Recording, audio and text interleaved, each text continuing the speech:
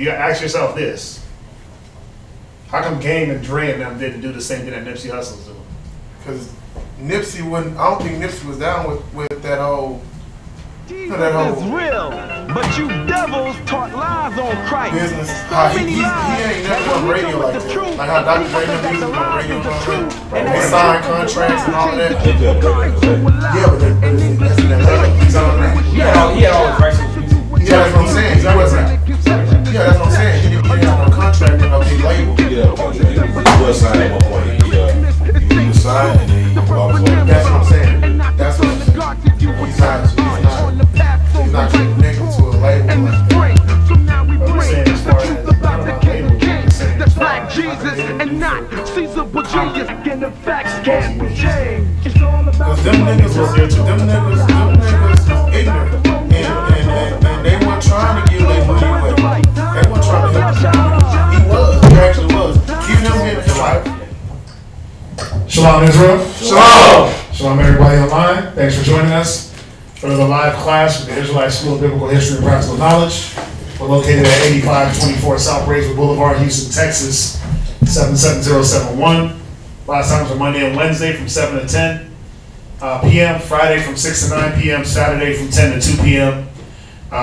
You can catch us here live on YouTube at Israelite School of Biblical History and Practical Knowledge. Make sure you like, share, and subscribe. Okay, you can catch our kids class on Sunday from 2 to 3, pre-recorded and then uploaded. That's every Sunday from 2 to 3 for the kids class. That's going to be after the Passover. Israelware is on hold until after the Passover. Okay, we have the Passover is on April the 21st, so we got 20 days. Yay! 20 days until the Passover, right? So, again, if you'd like to join us, like to congregate, let us know, hit us up. We got the location. That's going to be in the description. It's at Sterling Banquet Hall, Hammerly Boulevard, Houston, Texas. Hall number 2. Hall number 2. So she's going to put all that. She's going to put all that in the description, right? As they usually do. If you're in San Antonio, you like to have class. 4219 Center 8th Street, San Antonio, Texas. 78217. If you need the times, just hit us up. We'll get you that information. That's for San Antonio.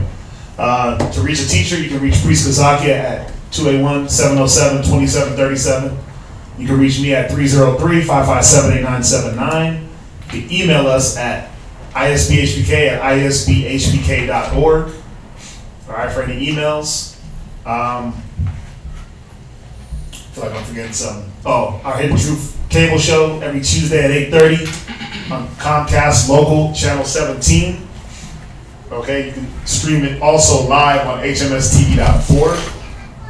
So every Tuesday at 8:30 to 9:30. Okay. The Blog Talk Radio, the brother Mashaba in Albuquerque, he does it every Tuesday and Thursday at about 9:30. It's blogtalkradio.com/Mashaba, MASHAHBA. All right, every Tuesday and Thursday. So look out for that. Yeah, any contribution, anything that you want to help out with, it's all welcome. It's all needed. If you want to help out with the Passover, with the lambs, with the location, if you want to give towards that, it's all welcome. If you can't give and you want to show up, please do show up. It'll be taken care of, man. The Most High will make sure that we got what we need. So don't do the thing where it's like, oh, I don't want to be there because I didn't give. Don't psych yourself out psychologically. All right, show up. The Most High wants you to be there. It is the high holy day. It's the big high holy day. So let's ring in the new year the right way. Okay. Let's see here. Yeah, any monetary donations, the Google Wallet information, as well as the Wells Fargo info will be on the screen. If you want to give any books, pens, papers, anything like that, you can mail that over to the school or bring it to the school. Again, it's all welcome, it's all needed. anything that's trying to further the educational process of our people, it's all welcome. It's all needed. All right. With that, it's going to be the announcements. Any questions? Any questions in class? Any questions online? I know we started a little bit late.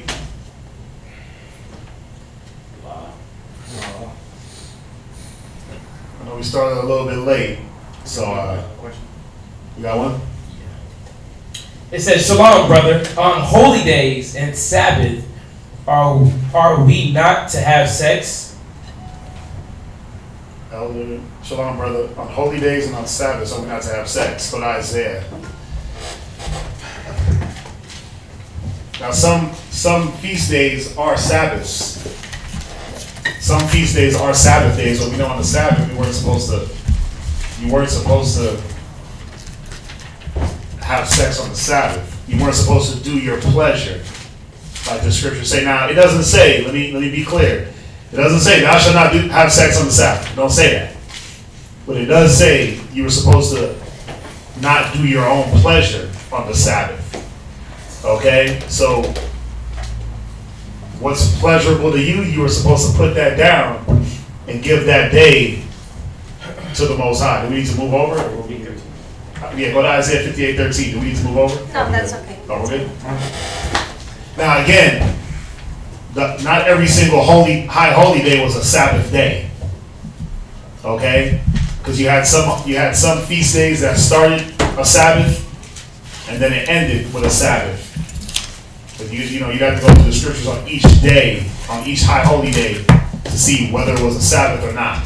But we know on Sabbath days, Friday sundown to Saturday sundown, what do? Instead of giving into your own lust that you do for 6 days out the week, a lot of us, right? You're supposed to give your mind. You're supposed to give your mind to the Most High. Your mind ain't supposed to be on your woman. If your mind's on your woman, think about it. If your mind is on your woman, right? You in Sabbath class, you're supposed to be reading, right? And the whole time you thinking about how you gonna wax that, right? Like, buzz down, Tatiana. Yeah, the whole time. Well, hopefully no brothers got Tatianas, right? Hopefully, that's not where your mind should be at. Your mind should be on what the Most High wants. Your mind should be on meditation on the Most High and on the law, coming together with your brothers. That's the problem. Where it's like, yeah, I'm serving the Sabbath because I'm sitting in my house, I'm sitting by myself, but I'm sitting here meditating on my woman. Or I'm meditating on my bills, or we meditate on those things all the time. We think about that all the time. The Most High wants that one day for you to think about Him. Read that, Isaiah 58:13. If thou turn away thy foot from the Sabbath, from doing thy pleasure on my holy day. From what? From doing thy pleasure on my holy day. Right. And call the Sabbath a delight, the holy of the Lord, honorable, and shall honor Him, not doing thine own ways. Right. Start from the top. Start from the top. Go ahead, read. If thou turn away thy foot from the Sabbath, from doing thy pleasure on my holy day, right, and call the Sabbath a delight, the holy of the Lord, honorable, and shall honor Him, not doing thine own ways. How do we honor the Sabbath? Not doing thine own ways. Right. We honor the Sabbath by not doing our own ways, not doing our own pleasure. Go to Wisdom of Solomon real fast. 7. Go to Wisdom of Solomon 7.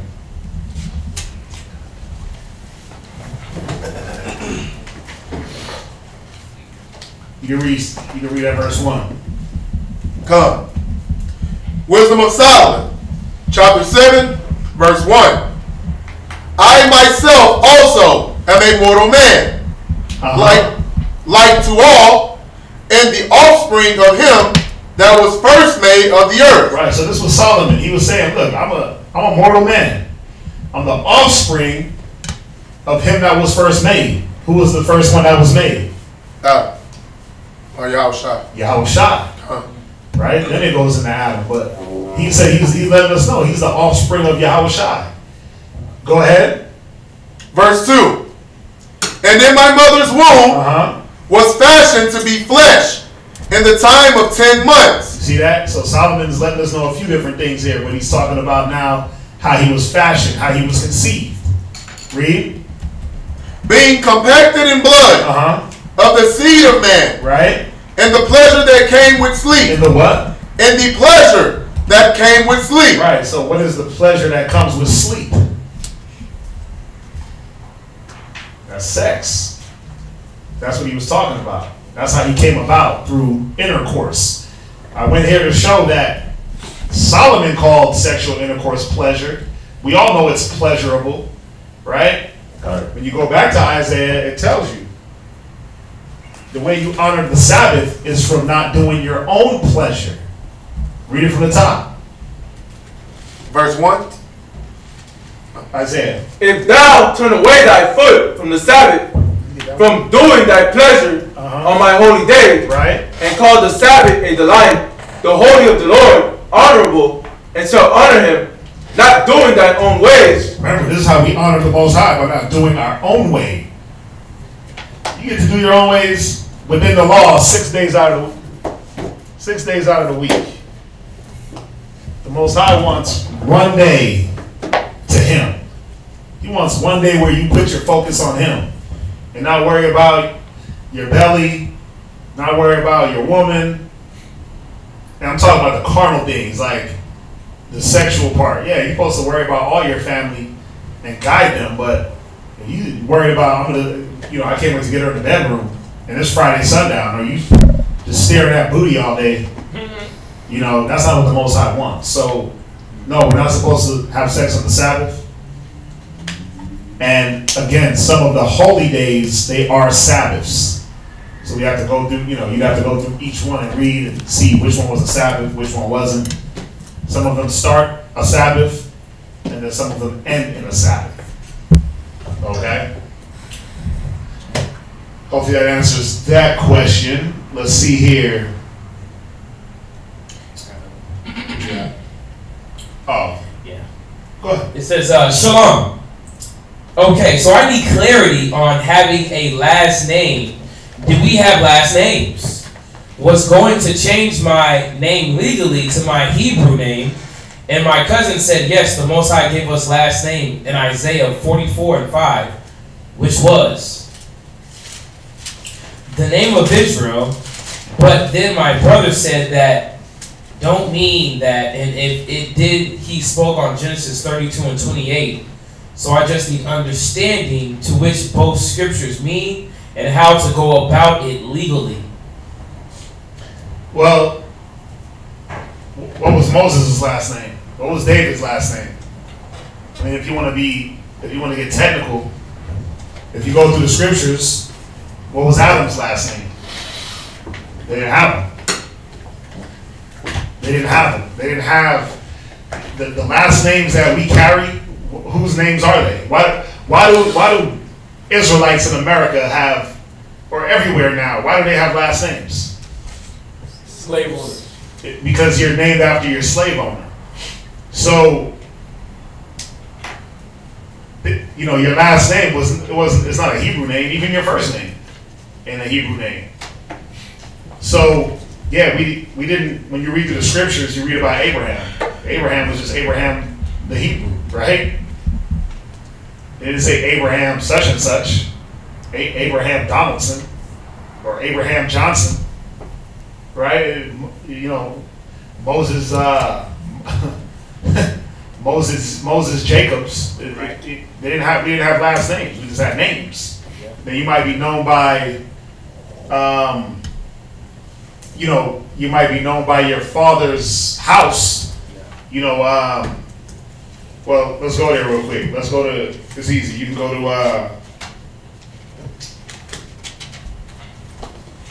whenever it talks about anybody in genealogy, right? It would say such and such, the Ishmaelite, or such and such, the Jebusite, or such and such from the tribe of Issachar. Uriah the Hittite. Yeah, perfect. Uriah the Hittite. But what last name did he have?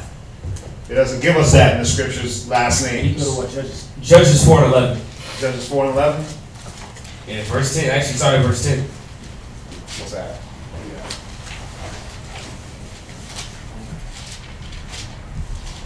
Right. Right.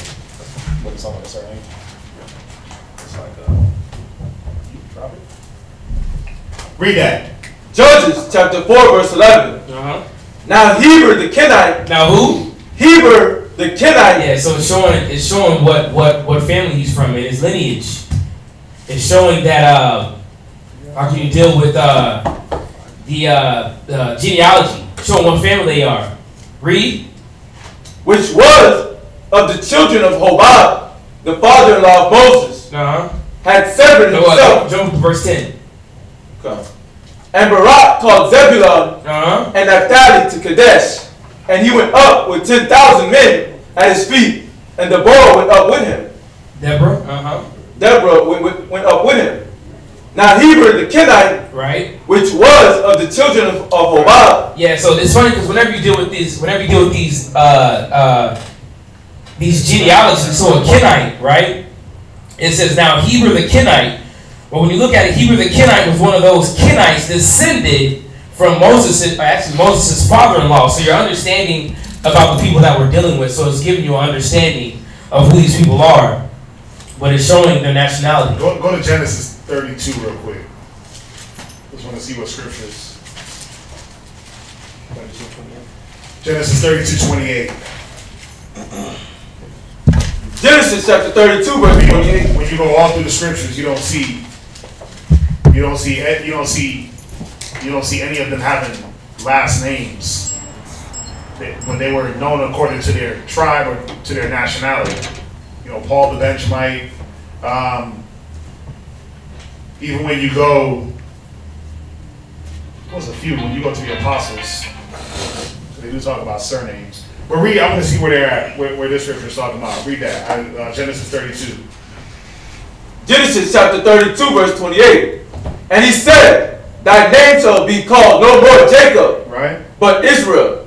For as a prince hast thou power with God and with men, and hast prevailed. Right, so this was when Jacob wrestled the angel and the Most High changed his name. So the name Israel, but then my brother said that don't mean that. And if it did, he spake on Genesis. I just understanding to which both scriptures mean and how to go about it legally. So let me just read the whole question. Islam, is it okay? Can you clarify? I'm going to change my name legally to my Hebrew name, though. My cousin said, yes, the Most High did. Which was Israel. My brother said that don't mean that. Yeah, because Isaiah 44 and 5 doesn't mean that. Go there real quick.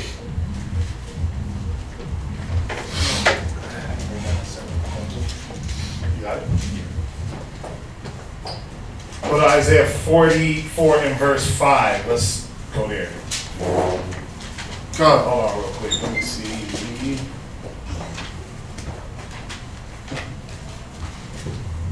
Go ahead, read that. Come. Isaiah chapter 44, verse 5.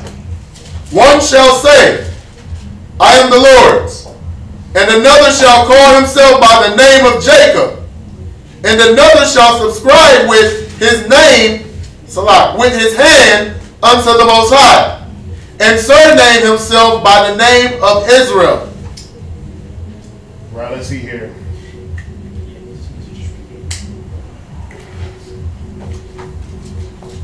Read Isaiah 44, verse 1. We'll start there. Come. Verse 1.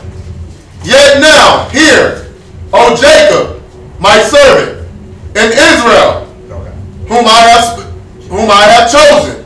Right. Thus saith the Most High, that made thee, and formed thee from the womb. Right. Which will help thee.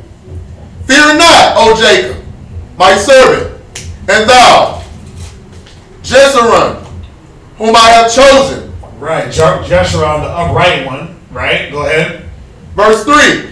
For I will pour water upon him that is thirsty, and floods upon the dry ground. I will pour my spirit upon thy seed, and my blessing upon thine offspring. And they shall spring up as among the grass. Right. So all this is going into is what? The Most High just bringing us back into our greatness. Okay. That's all it's going into. So it's like it's the Most High bringing us back and calling us by His name. But this wasn't saying that we had to name ourselves. Like you got brothers out there, Ben Israel. But Ben Israel is just saying what? Of Israel. Of Israel. Such and such of Israel. So, yeah, as far as like a last names, those were put on us during slavery.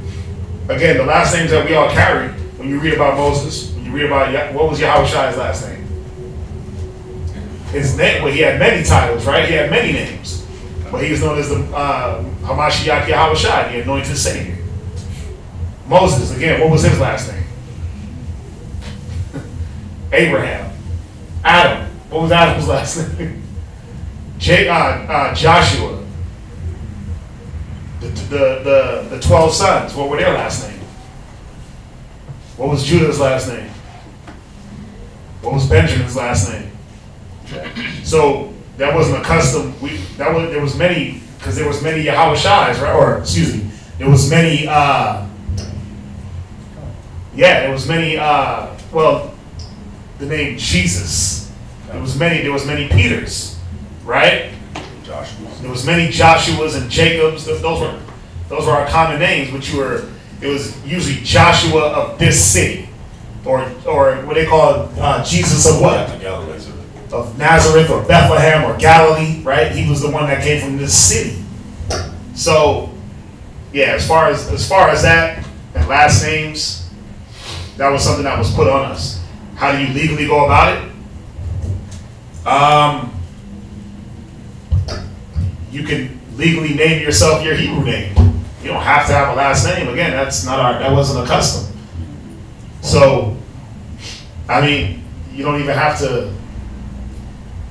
I haven't legally went and changed my name on any documentation. The Most High knows my name. So, you don't have to go about it legally with this society. You don't have to have paperwork on it. Unless you never want anybody to call you your slave name ever, then yeah, that's a whole different story. I get that. But then you got to understand the whole slave title. Usually when you were called Johnson, right? Ray Johnson or this Johnson, that means you were property of Johnson. You were property of the Johnson plantation. Or you were property of the Donaldson plantation. Because all these last names that Negroes is running around with, Johnson, Donaldson. Oh, my name is a slave plantation. Hampton. Oh yeah, Hampton. Yeah, this ain't no Hampton, New York. The Hamptons. Hampton. There's many last names that all it was just putting that stamp that you were property. Yep. So if you pick a name in Hebrew, you pick a name. Obviously, we picked that name that went according to our spirit, right? So there didn't have to be a last name associated with it. You could have more than one name. His is what's your Labaral? Zionala, right? You got brothers that have just one name. I got Quatzazop Ash. It's two. Is one a last name? No, it's what's according to my spirit. Angry fire. If I wanted to break it up into a first and last name, I guess you could do that. Right. But I wouldn't. Zion Allah. Yeah. You take what's according to your name according to your spirit. That's how we did it in our custom. Go to the one about Peleg. It's in Genesis. It's in Genesis real quick. We named our children according to what was going on at the time. Genesis 10, yeah. Go to Genesis 10. 25. Read that. Genesis chapter 10, verse 25. And unto Eber were born two sons. Right. The name of one was Peleg. Read. For in his days was the earth divided. Right. And then when you look up Peleg, it means divided. When you go deep, it goes into a deeper meaning, but it says his name was Peleg, for in those days was the earth divided. When you look up Peleg, it means divided. Kind of like the ball, fool. The ball, yeah, fool, right? But I didn't know he was going to be a fool at his birth. That's wild. So you got to be careful with those names because you might give a person a name and they might live it out. You got to be careful with the name you choose. You got to be careful because you might give a person a name like Nabal. I mean, how did he know he was foolish at his birth? And I'm sure they didn't wait all the way till he was 12 to name him, right? But they gave him a name, and he played that name out. So you got to be careful with that too. So yeah, how you go about it legally? You whatever Hebrew name you want, you can go and get that put on. Listen, you can go get that put on whatever documentation and get it changed legally. I think didn't there was somebody that had like they changed their name to one word. What are you talking about? Okafor, or what's his name? No. World Peace? Yeah, Ron Artest. Oh yeah, World Peace. Ron Artest changed his name to Meta World Peace. Oh, World Be Free, the old school player. Yeah. World Be Free. But it's Meta World Peace is the name that he put down. Old school player, older than. Yeah, I know who you're talking about. No, he changed his name too? His name is World Be Free. Did he change it to that? Oh yeah, but that's my point where, listen, you can change your name legally to whatever you want. Right. They ain't gonna stop you. They're not gonna say you have to have a last name. You can change your name to one first name. McLovin. All right? Right? Remember that on what was that on Superbad? He's like, McLovin. Right. Of all the names, you pick McLovin? Right? Well, yeah, you can, I mean, legally you can change your name to whatever you want. You just gotta make sure if you're gonna pick a Hebrew name, it's according to your spirit, it's the right fit. All right? So as far as the last names, look what you have for surname. Oh yes, surname. Surname, a name or this is the definition of surname. Where's he at? Right. This is the Webster Dictionary, 1828. Right. It says an additional name, a name or appellation added to a name, which becomes a family name. Surnames with us, originally designated occupation, estate, place of residence. You see that? A surname was usually an occupation. Estate. Place of residence. Or place of residence. So Uriah the Hittite. Damn. So a place of a state, place of residence, or an occupation. So when you say Uriah the Hittite, it was given his nationality. Uriah, that was the Hittite. Then you have like Simon surname Peter. Oh yeah. Right, that was that family name, like because it goes into it. What else? What's another good example? There's a few examples. They're not ringing bells. Let's see here. Oh, Judas Iscariot, because there was a few different Judases, right? There was a few different Peters. Where you at? We'll go to Mark chapter 3 and verse 16. Mark chapter 3. But all the surname was, it says it was an added name. So it doesn't particularly mean it was a last name. Yeah. Because now you got in America, they got what? First, middle, right? Last name, nickname. Like, where'd all that come from? Yeah. Where'd all that come from? Like, a nickname? A surname, a last name, a middle name? Like, who needs a middle name? Everybody looked at me funny because I didn't give my daughter a middle name. They're like, oh, I didn't give her a middle name. Like, even my son, I gave him, for his middle name, if you want to call it, I gave him my first name. Uzziah? Man, you all of them, you just giving away governments, aren't you, son? You know, it's maybe because it's a name I want to be handed down. I want to hand that name, I don't know. You know, but you didn't particularly have to. Right. Read that. Come. Mark chapter 3, verse 13. 16. 16. And Simon, he surnamed Peter. Read that again. And Simon, he surnamed Peter. Yeah, man. You know, surname, Peter. That's the name he was going by. No more Simon, but Peter. Read. Come. Verse 17. And James, the son of Zebedee. And John, the brother of James. Read. And he surnamed them I can't pronounce that. Yep. Boanerges. Boanerges. Go to First Maccabees 10 and 1. Oh no, you want to finish it? Oh, the sons of thunder. Oh, yeah, read that. Yeah, finish that up. Con, which is the sons of thunder. Yeah, he probably listen. That was both of their surnames. They're known as the sons of thunder. Two brother James.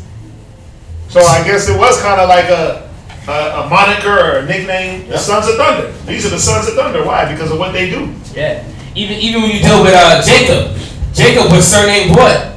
Israel, which means what? What does Israel mean? Yasharala. You gonna stand up tall? Say it loud. What does Israel mean, man? Prince of power. Prince of power. He is a prince with power. Yeah. Come on. He was struggling with that angel. Come on now. It was giving him a description of that spirit that was upon him, man.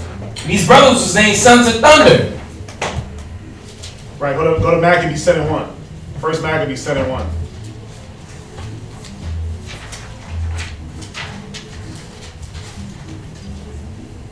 First Maccabees chapter 10 verse 1. Come on.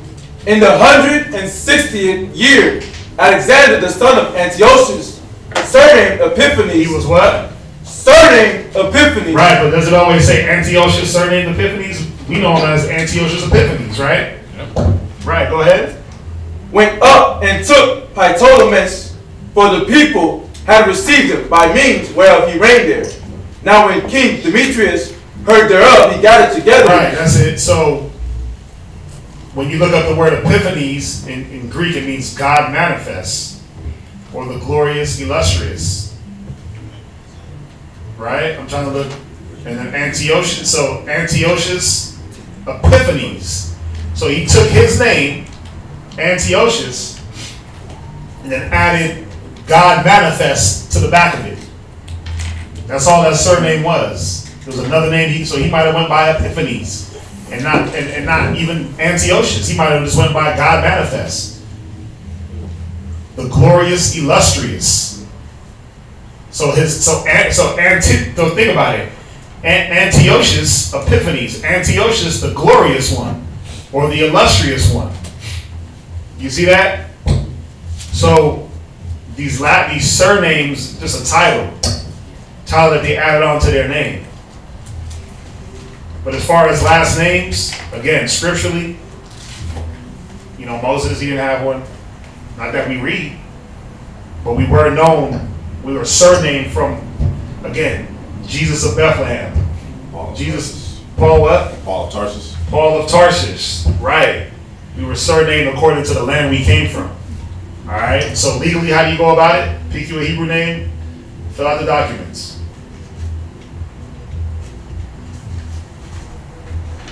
As far as that Isaiah, I think I said it, but that was more showing that the Most High was, if you want to use the word readopting us back into the fold, say we're going to be called by his name. How? What does it mean by being called by the Most High's name? How are we called by the Most High? How are we called by the Most High's name now? Come on, y'all don't know? You keep the customs, you wear the fringes, you follow the law. You clean your mind. That's how we're called by the Most High's name. It's not that hard. It ain't a trick question. That's how we're called by the Most High's name. This is how we're known of the Most High, by what? Keeping and following the customs and then teaching others. Got it. All right. Yeah. Slave master property. Yeah. That's all the last name was man. You are property. I'm gonna really start getting into these slave tactics. Oh yeah. I'm gonna start getting into these slave tactics, man. Put these classes together on like the stock market, all you stock market brokers, stocks and bonds, and really showing what these things are, man. Social security numbers,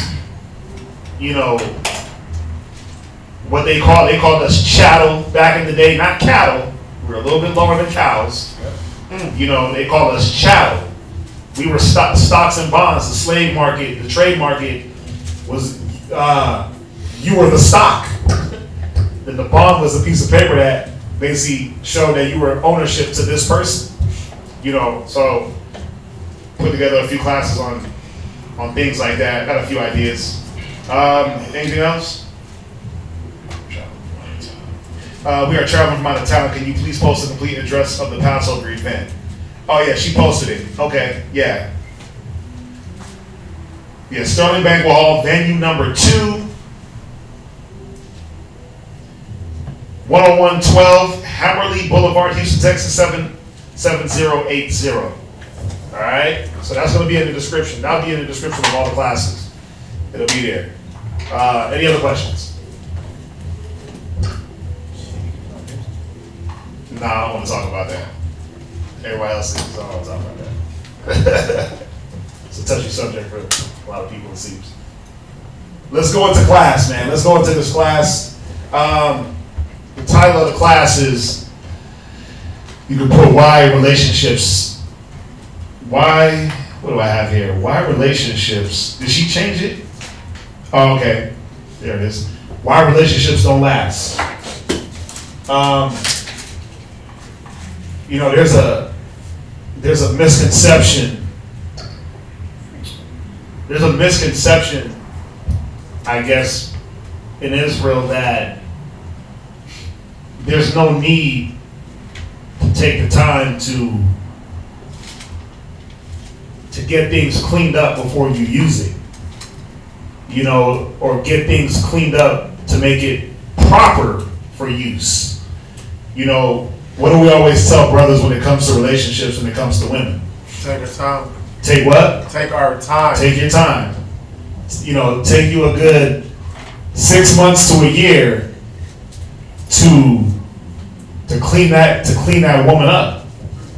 Sometimes longer, huh? Sometimes longer, because depending on what they've been through, right? It's no different. I mean, check this out. What brother walks into the doors and all of a sudden he's a knight in shining armor, Hebrew Israelite gangster killer for Christ? None. Don't you got to get cleaned up? Don't you got to be cleaned up and be made meat for the master's use? Yeah. Because obviously he wasn't using you when you were filthy and dirty out in the street. He wasn't using you for nothing except for what?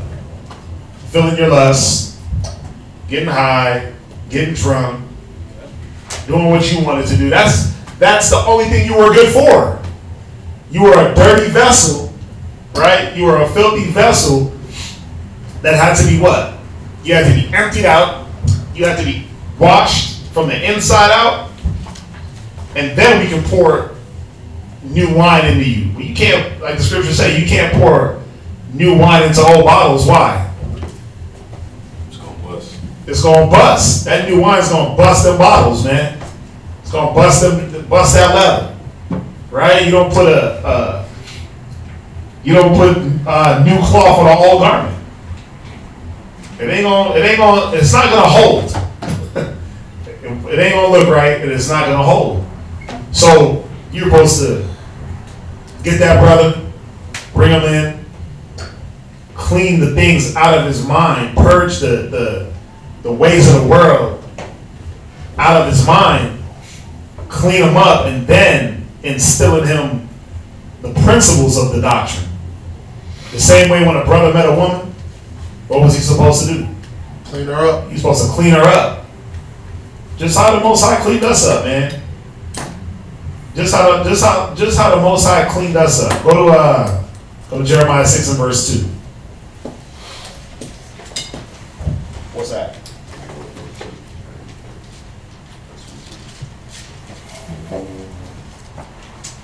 At what point? You here? You can throw it in. Well, that's what I'm saying. Yeah. It might not go. Go ahead, read. Jeremiah chapter 6, verse 2. Go ahead. I have likened the daughter of Zion to a comely and delicate woman. Right, so this is the Most High speaking about the nation, that he likened us to a comely and delicate woman. Now, as we go through the class, we're going to see, well, what was it about this woman that had to be done?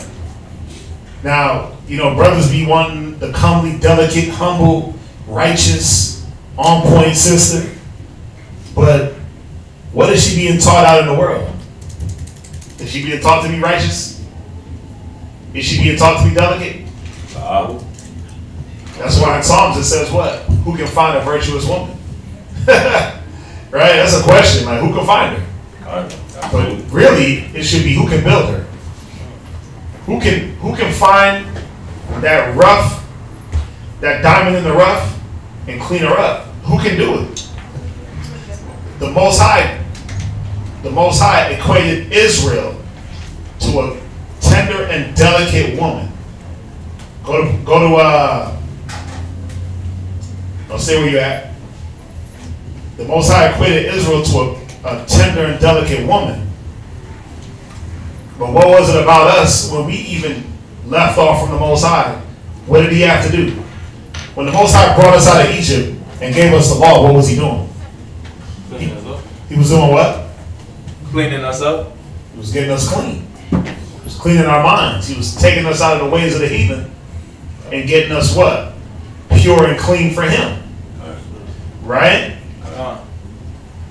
So, why do brothers think that when they find a woman, or why would any man think that when you find a woman, you don't got to do some cleaning? You don't got to do some maintenance. Especially in today's society, and especially with the way that we've grown up in America in this captivity. We definitely got to do some cleaning up.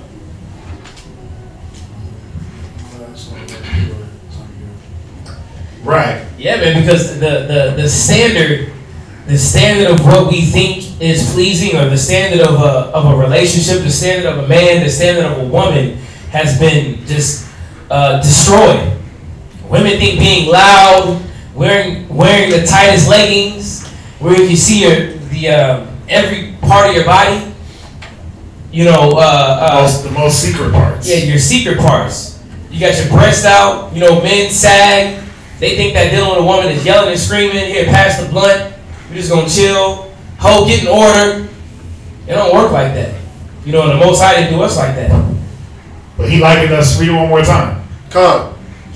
I have likened the daughter of Zion to a comely and delicate woman. Right. So the Most High looked at the daughters of Zion, or Zion itself, as a comely, beautiful, delicate woman. Right? He said, "I'm a tree. This is a delicate specimen." So if the Most High was doing this, how are we supposed to look at women, or our women? Likewise. Likewise, right? Because why? Because that's how he looks at us. Well, what was it about us and the Most High that was so similar? He likes us as women.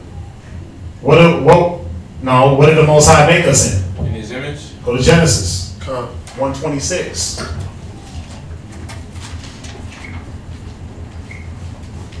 Go to Genesis 126. Genesis chapter 1 verse 26. Go ahead. And God said, let us make man in our image. After our likeness. After our what? Our likeness. Right. So the Most High made us in his image, in his likeness. So we were supposed to do things the way the Most High did. So the Most High said, listen, Israel, Jerusalem, it's like a comely and delicate woman. So now when you see a woman, you were supposed to say, man, precious, delicate woman. Let me deal with her as such. Now, obviously we went off and did weird, strange things and sacrificed to other gods. And like the Most High said, we committed whoredoms upon whoredoms, right? Now, what did he do with us? As we go through the class, we're going to see. What did the Most High do with us? How did he treat us? When it said a delicate and comely woman, did he just get with us? We weren't good enough and then he tossed us? Did he, I'm going to be with you. And 5 minutes later, he was with us after he met us? Hit it, quit it? Is that how the Most High dealt with us? But that's how brothers be dealing, man. You meet a woman and 10 minutes later, she's your rib. Like, that don't make sense. But then you wonder why it don't last. Like, I don't know why my relationship's ain't going past 2 weeks. But they're not going past 2 weeks because you're not treating the daughters of Zion with that delicateness that they need, with that comeliness. You're not treating them and giving them the things that they need to be the woman that you want, right? Hold on. One sec.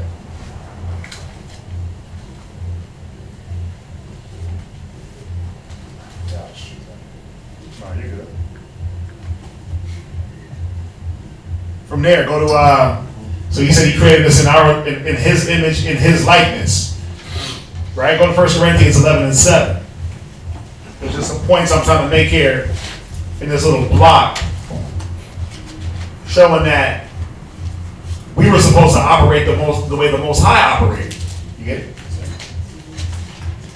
Go to 1 Corinthians 11:7. 1 Corinthians chapter 11, verse 7. Right? For a man indeed ought not to cover his head. Come on. For as much as he is the image. He is the what? The image. The man is the what? The image. Come on. And glory of God. Right. The man is the image and the glory of the Most High. Go to Wisdom of Solomon 2 and verse 23. Wisdom of Solomon 2 and 23. Wisdom of Solomon chapter 2 verse 23. Go ahead. For God created man to be immortal. Right. And made him to be an image of his own eternity. See how the scriptures keep echoing this. We were created to be the image of the Most High. Y'all with me? Leviticus 20 and verse 26.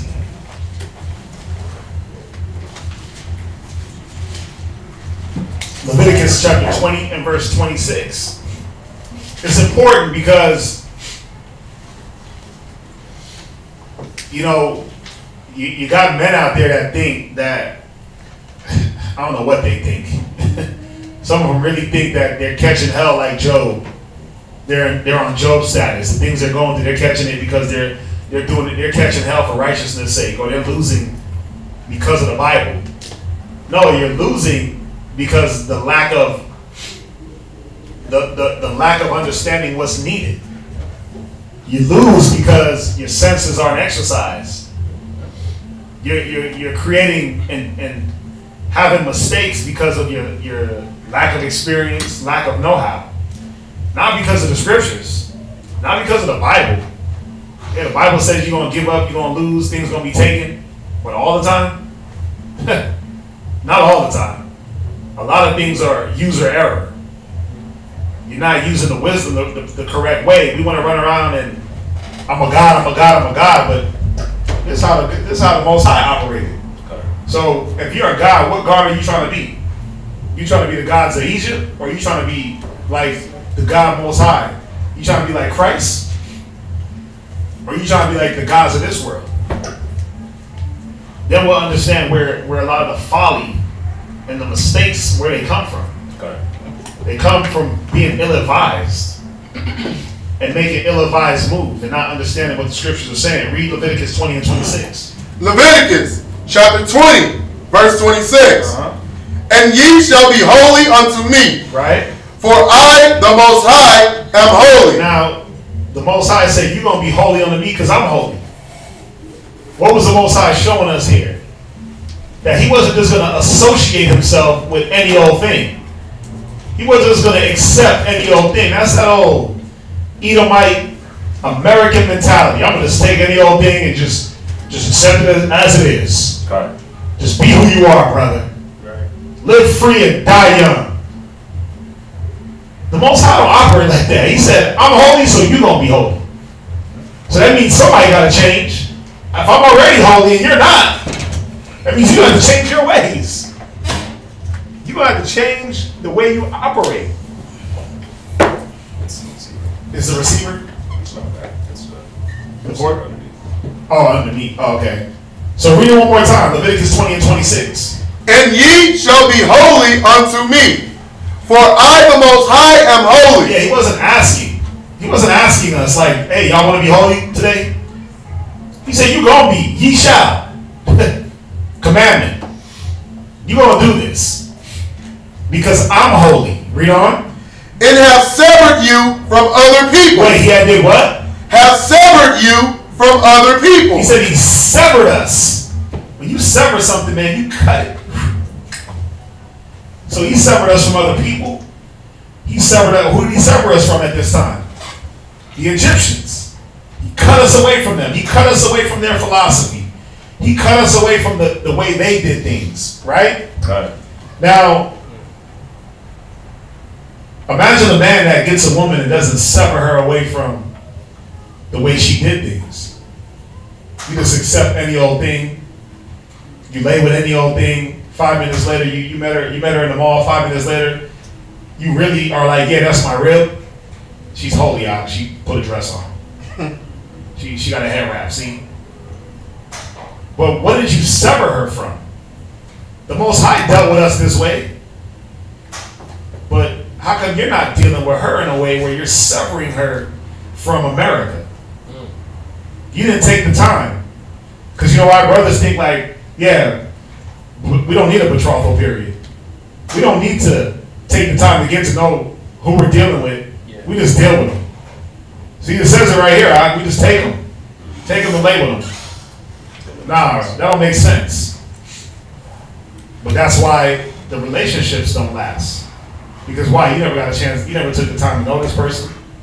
In the time that you were allotted, instead of moving on the spirit, what did you move on? Flesh. I'm burning out. Yeah, the flesh. You moved on what the little pink thing in your pants told you to do. You used the muscle in your pants and not the one in your head. So then now, what happens? You get a whole mess of issues and problems. You got the nerve to sit back and wonder why. Like, it's them. It's not me, it's them. No, it's you. Right. Definitely you. It's you. It's you because you keep trying to do the same method with different people and you get the same result.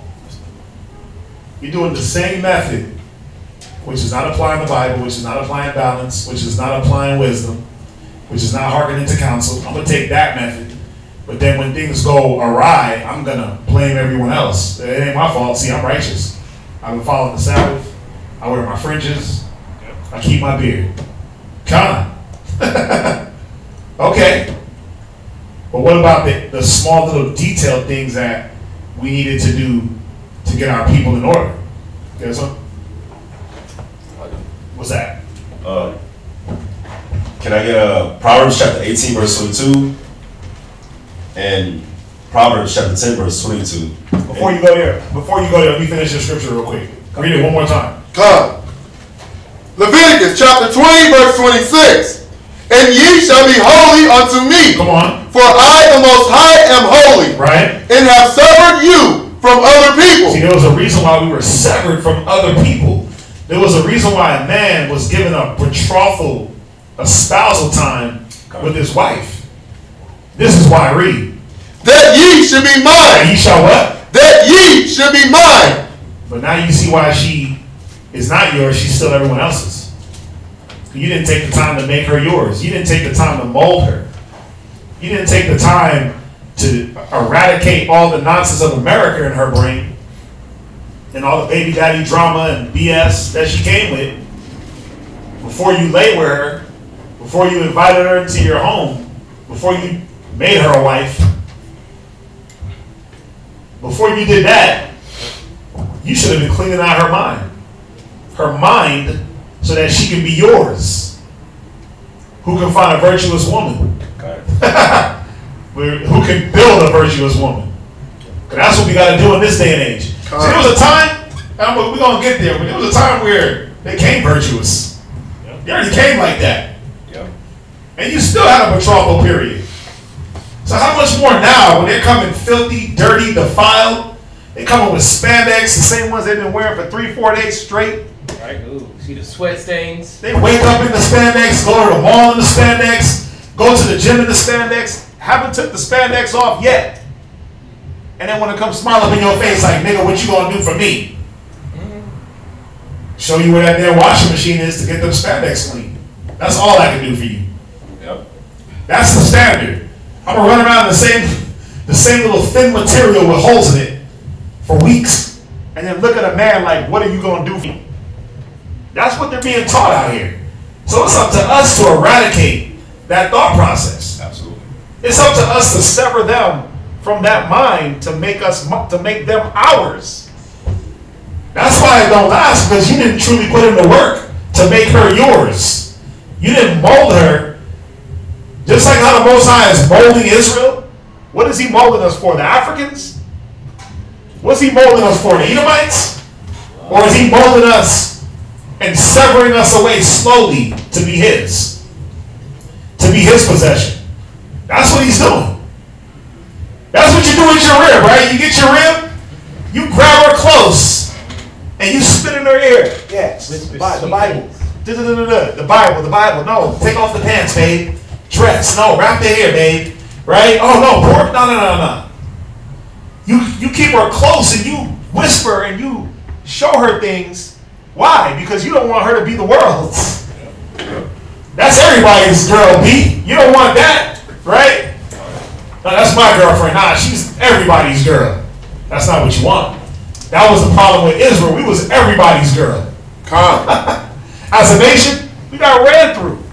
We got ran through captivity after philosophy, religion, till we're here now in America. We America's girl. We're America's little jizz rag. That's all we are, man. That's how they look at us. Ain't that how they treat our women? Right? Call them cum buckets and all that stuff. Call them all the foul things. Bed warmers. Yeah, back then they were bed wenches. They're still bed wenches. Cause all them old Edomite, like I was on Facebook, man. I was scrolling through something, and this old ass Edomite, he had dough. You could tell he was flashing it. But every he posted pictures sitting next to like little black chicks. Like, yeah, I'm about to do this. I'm about to do that. Everything was all sexual. I'm about to go buy some sex, and it'd be a black chick sitting right next to him. That's how they look at us, but that's how we present ourselves. So somebody got to clean it up. What you think? She was holy and righteous before she got to you? And because you talked to her and said, shalom, sis, all of a sudden all her filth was washed away? Right. Because you told her to get in order, because you made her do Bible study, because you put her in a dress real quick, then all of a sudden, all the inner, deep down inside filth just faded off? Come on, man. You think because you got a beard and some fringes that your filth is gone? Like the Most High is like, yeah, you're righteous, my son. Hell nah. Most High's like, you got work to do. You got too much dirt on your hands for a beard and some fringes to clean off. You got to work on that inner man. Ooh. You got to work on that inner self. Yeah, and that's why the Most High, even when you deal with Israel, for 40 years, he was dealing with us in the wilderness, man, for 40 years. Doing what? Trying to work on us, man. Trying to clean us up. Right. Niggas, what y'all doing is not right. Keep walking. Because y'all ain't learned yet. But it shows just the time because, a lot of people, especially in our generation now, really every generation, we want things like this. We want it fast. They call us the microwave generation. Why? We want it like the microwave. You want to put the burrito in a toast oven.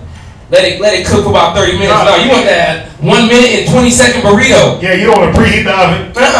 You don't want to unthaw whatever it is that needs to be unthawed. Right. Stick it in, let it cook, check it, maintenance it. You don't want to do the things that it takes to prepare things the right way. Right.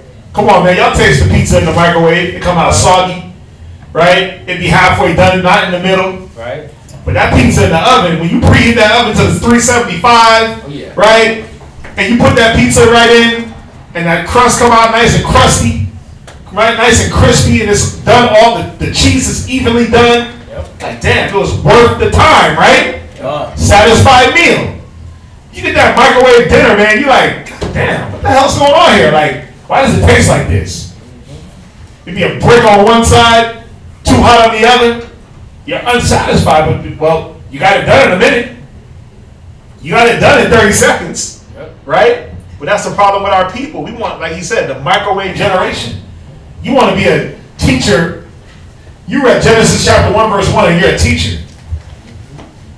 You told your rib, read Proverbs 31, and all of a sudden she's supposed to just be holy. Right. Because she knows the salute, all of a sudden she's righteous. I gave her the spirit. Yeah, like... She didn't understand the spirit. You taught her for 5 minutes, and all of a sudden you expect her to be sourer in the Bible. Like, come on, man. The Most High dealt with us in the wilderness for 40 years. He had to purge away a whole generation. Saved 2 people. He purged purged away a generation to get us clean. Think about that. Excuse me. Generations. Wasn't just one. Of 40 years of generations he purged. Just to get us good enough to where he was like, okay, y'all can make it into the promised land. Guys ain't even taking 40 minutes, man, before you get with these women. Yep. And then you got the nerve to expect her to be on some level. Like, how come she's out of order? Well, did you teach her? Did you mess with her? Did you mess with the demons that were in her and purge those out before you decided to lay with her? And call her your wife and put a title on her and expect wife things. No, you didn't. So now when she's not acting like a wife, but she's acting like a child, it's like, well, you lay with a child. What you expect? You lay with a filthy, beastly woman, a worldly woman. That's what happened. The Most High didn't just take us and say, yeah, you're my wife. Bam. Throw on the front. He didn't. He had to clean us up. Every time we went into a captivity, what did he have to do? Get us cleaned up. Get all the filth washed out of us. I'm going to have to set you up here on this mantle, wash you off, clean you, take the time, spend it with you, get into your head, show you your transgressions, and then let's see if you're ready. Let me prove you, right? Where were you going to go? I'm sorry. Oh, the two Proverbs. The two Proverbs. And this point that I was going to bring out was just showing how the Most High, what the Most High is doing with us when He gets us a wife. Read. Proverbs chapter 18, verse 22. Read it. Whoso findeth a wife findeth a good thing, and obtaineth favor of the Lord. So when you found yourself a wife to betroth or a lady that the Most High was bringing onto you, it was supposed to be a good thing. You found favor from the Most High. Read. No. The next brother, read the other Proverbs. Proverbs chapter 10, verse 32. 22. 22. The blessing of the Most High, it maketh rich, and He added no sorrow with it. Read that last part.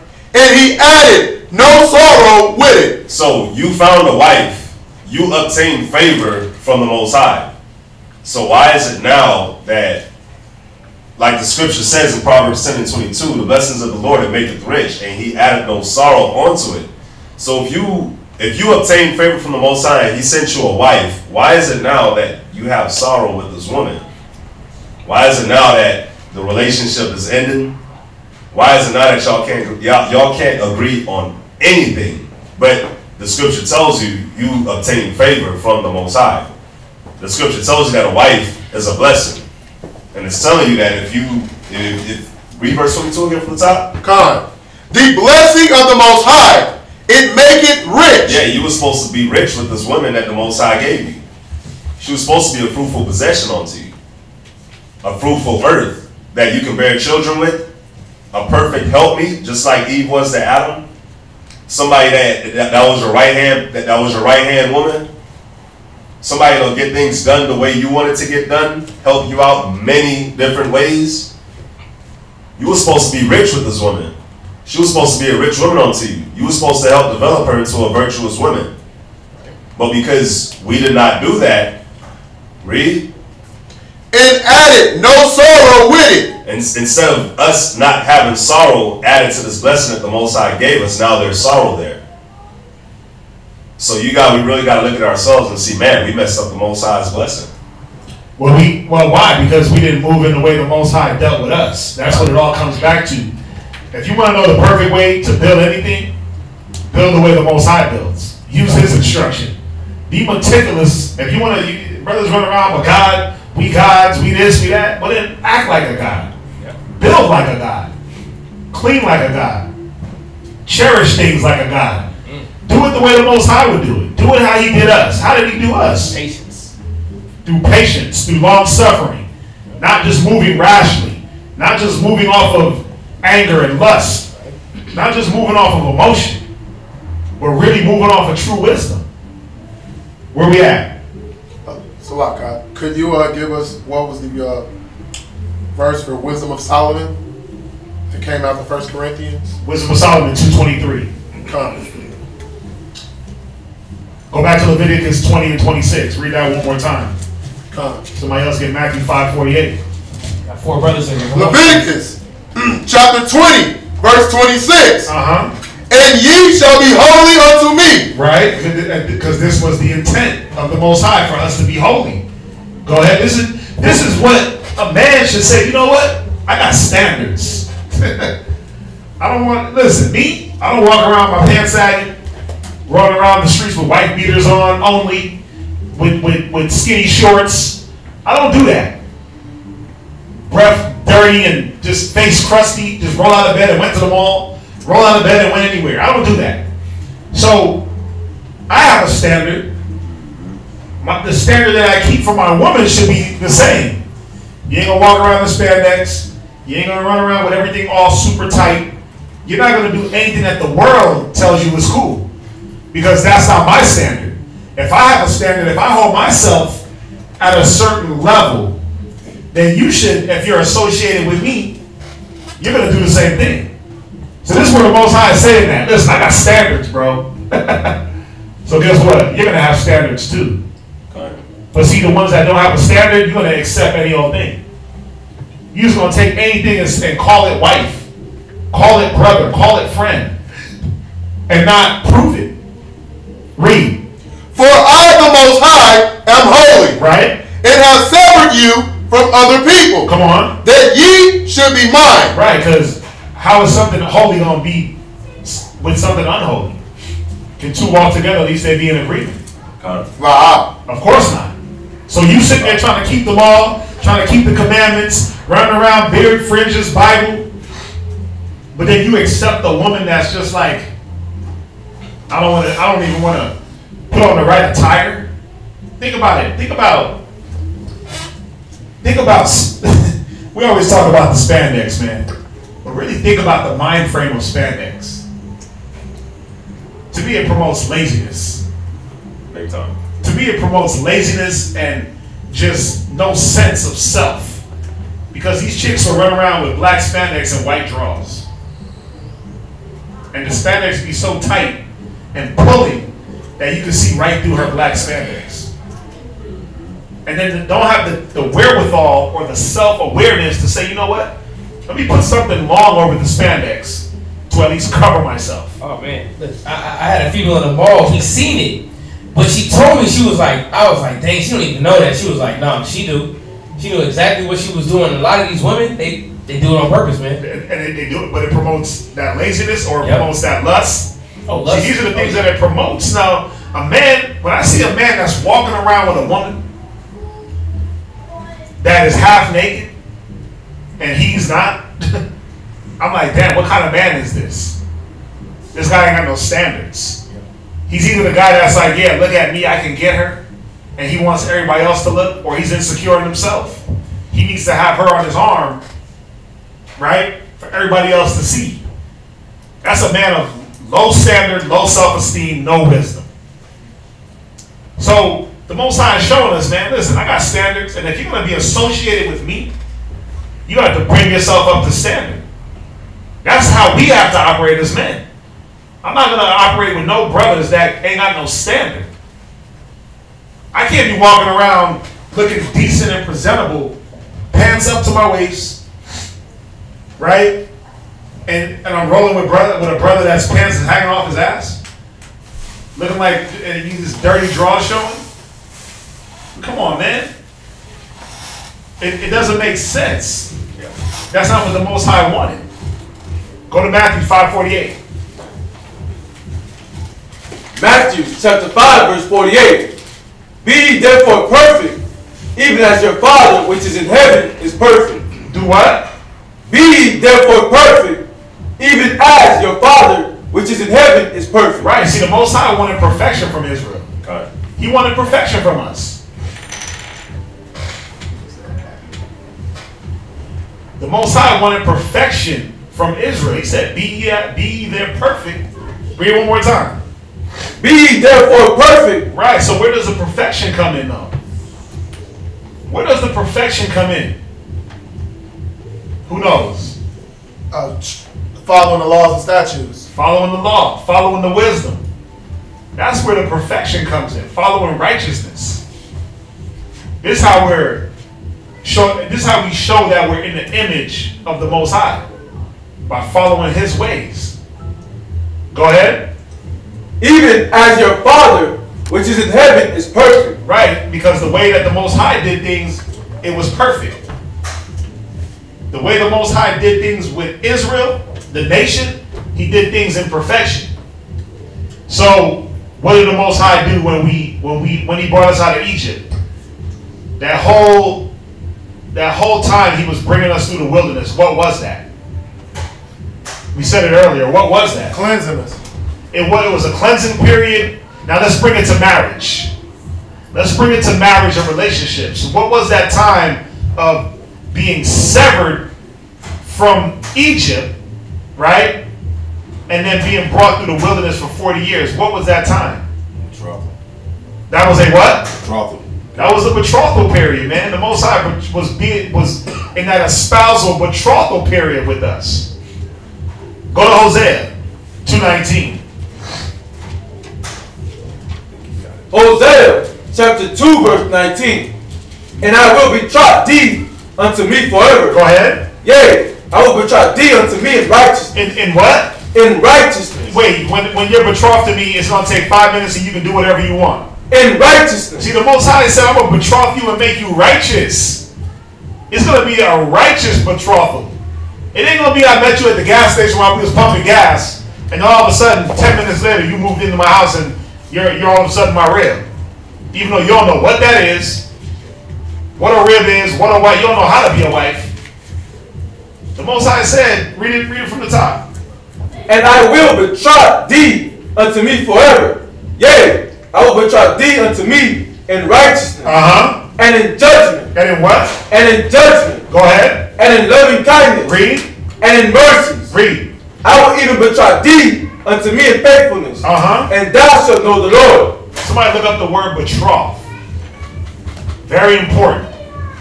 Look up the word betroth. Let me know what y'all get. Read on. And it shall come to pass in that day I will hear, saith the Lord. Come on. I will hear the heavens, and they shall hear the earth, and the earth shall hear the corn, and the wine, and the oil, and they shall hear Jezreel, and I will sow her unto me in the earth. Read. And I will have mercy upon her that had not obtained mercy. Come on. And I will say to them, which were not my people, thou art my people. Right. See, the Most High didn't just say, I'm going to see you, take you in, you my people. I'm going to see you, take you in, you my wife. I'm going to just meet you in the club and you're my wife. He said, you're going to be betrothed to me. This is going to be a betrothal period. See, brothers is thinking, what, we didn't have a betrothal period because in Deuteronomy it said when you find a woman, you lay hold on her.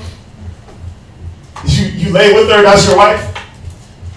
That was giving you the synopsis of what would happen.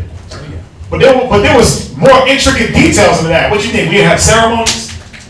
You think we were just brute beasts just wrapping up women out in the street and just laying with them on the spot? Come on, man.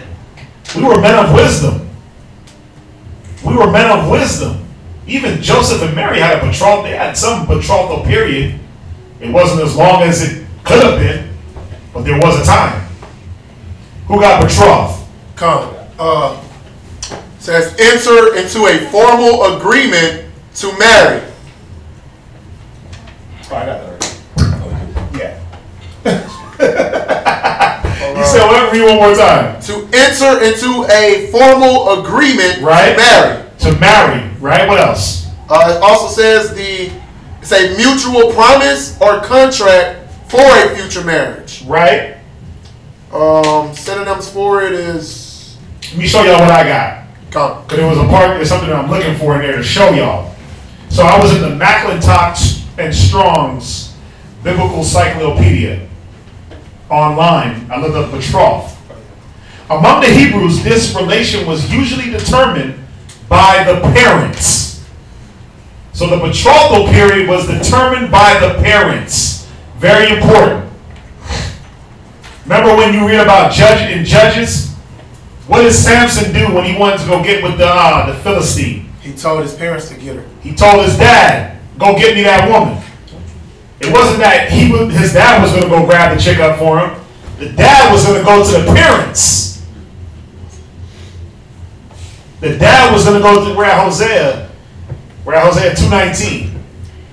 So the dad, Samson told his dad, go get that woman for me. Because the dad was going to go to the woman's parents and set up the arrangements.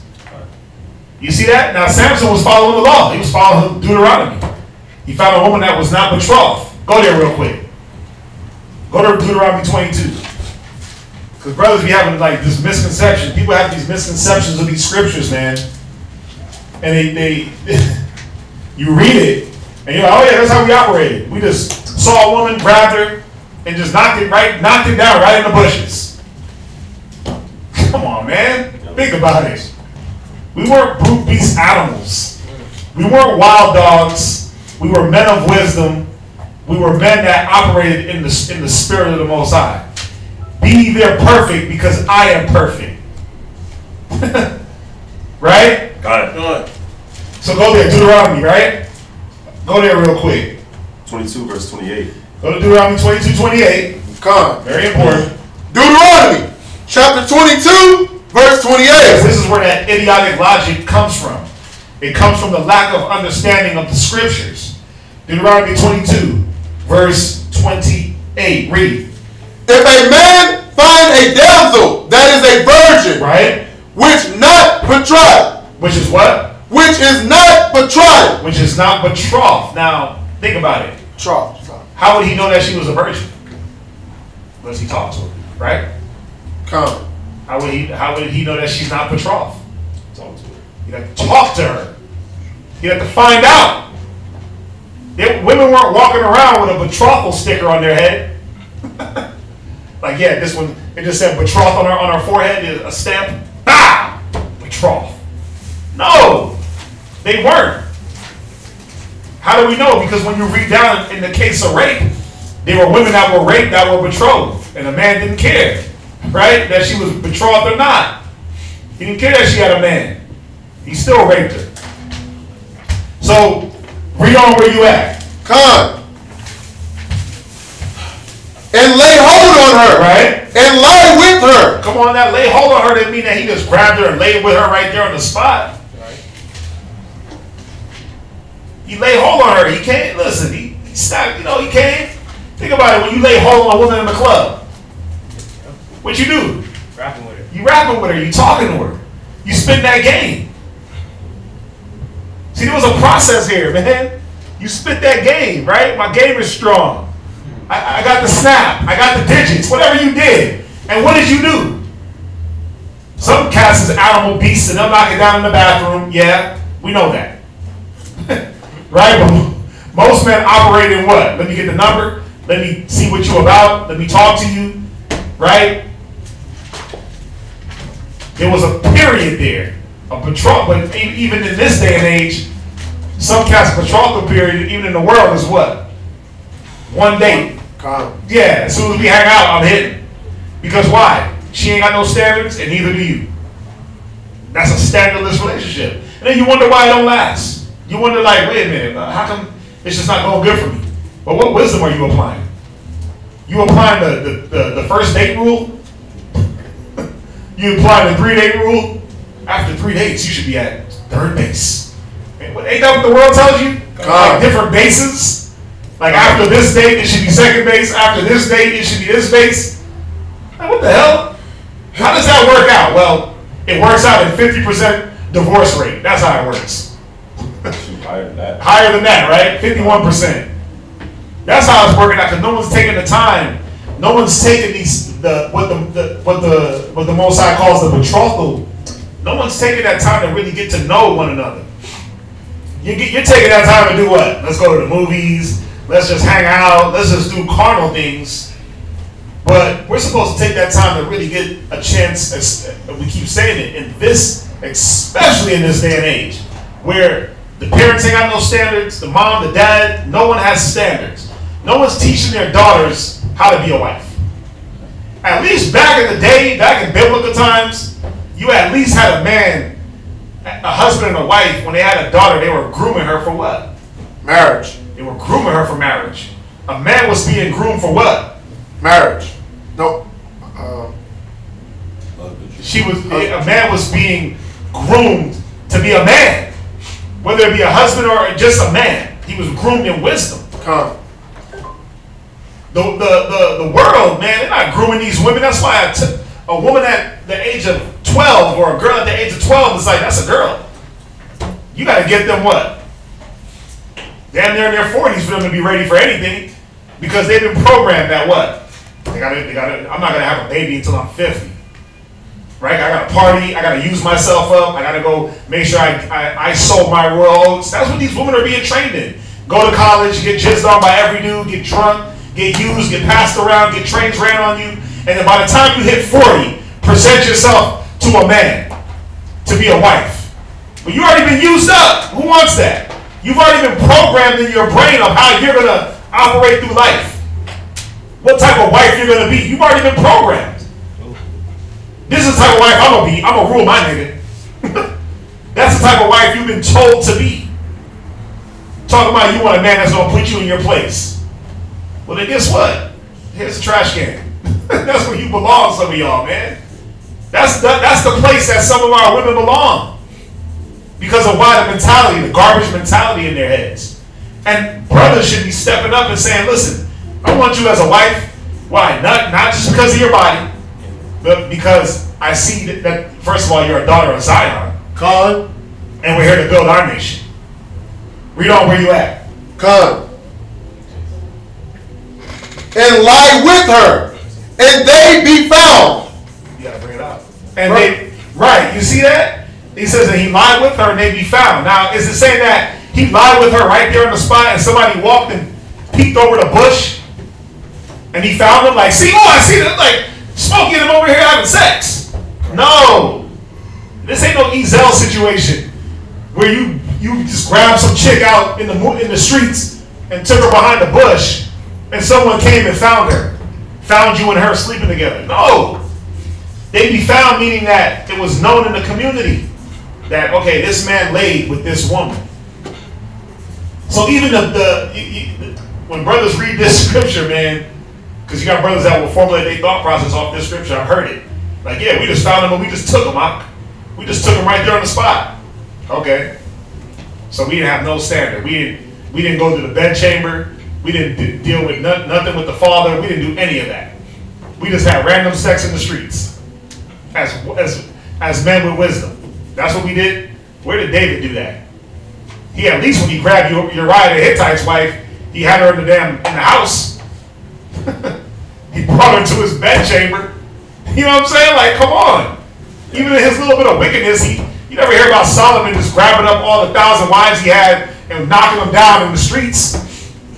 Or as soon as he saw him, he just hit it. You never read that.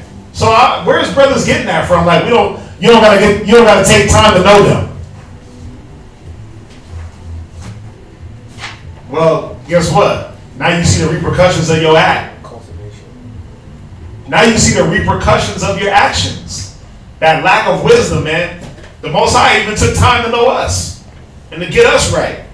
Go jump back to Hosea. Damn, it's already 9. Wow. Go back to Hosea. Read that. If y'all got points, man. And I will betroth thee unto me forever. Right? Yea, I will betroth thee unto me in righteousness. Right? And in judgment. That's what it was about. It wasn't about us as Israel, as the nation, staying filthy. It was about us coming back to righteousness. It wasn't about you just finding some woman to just call your wife some random chick on the block because she just looked like because she was single. Oh, I get it. Because she was single and she needed a husband, you just took her in. But what about bringing her to what it said, righteousness? Go ahead. And in judgment. And true judgment. Read. And in loving kindness. And showing her that loving kindness. Come on. And in mercy. Read. I will even betroth thee unto me in faithfulness. And thou shalt know the Lord. And it shall come to pass in that day, I will hear, saith the Lord, I will hear the heavens, and they shall hear the earth, and the earth shall hear the corn, and the wine, and the oil, and they shall hear Jezreel.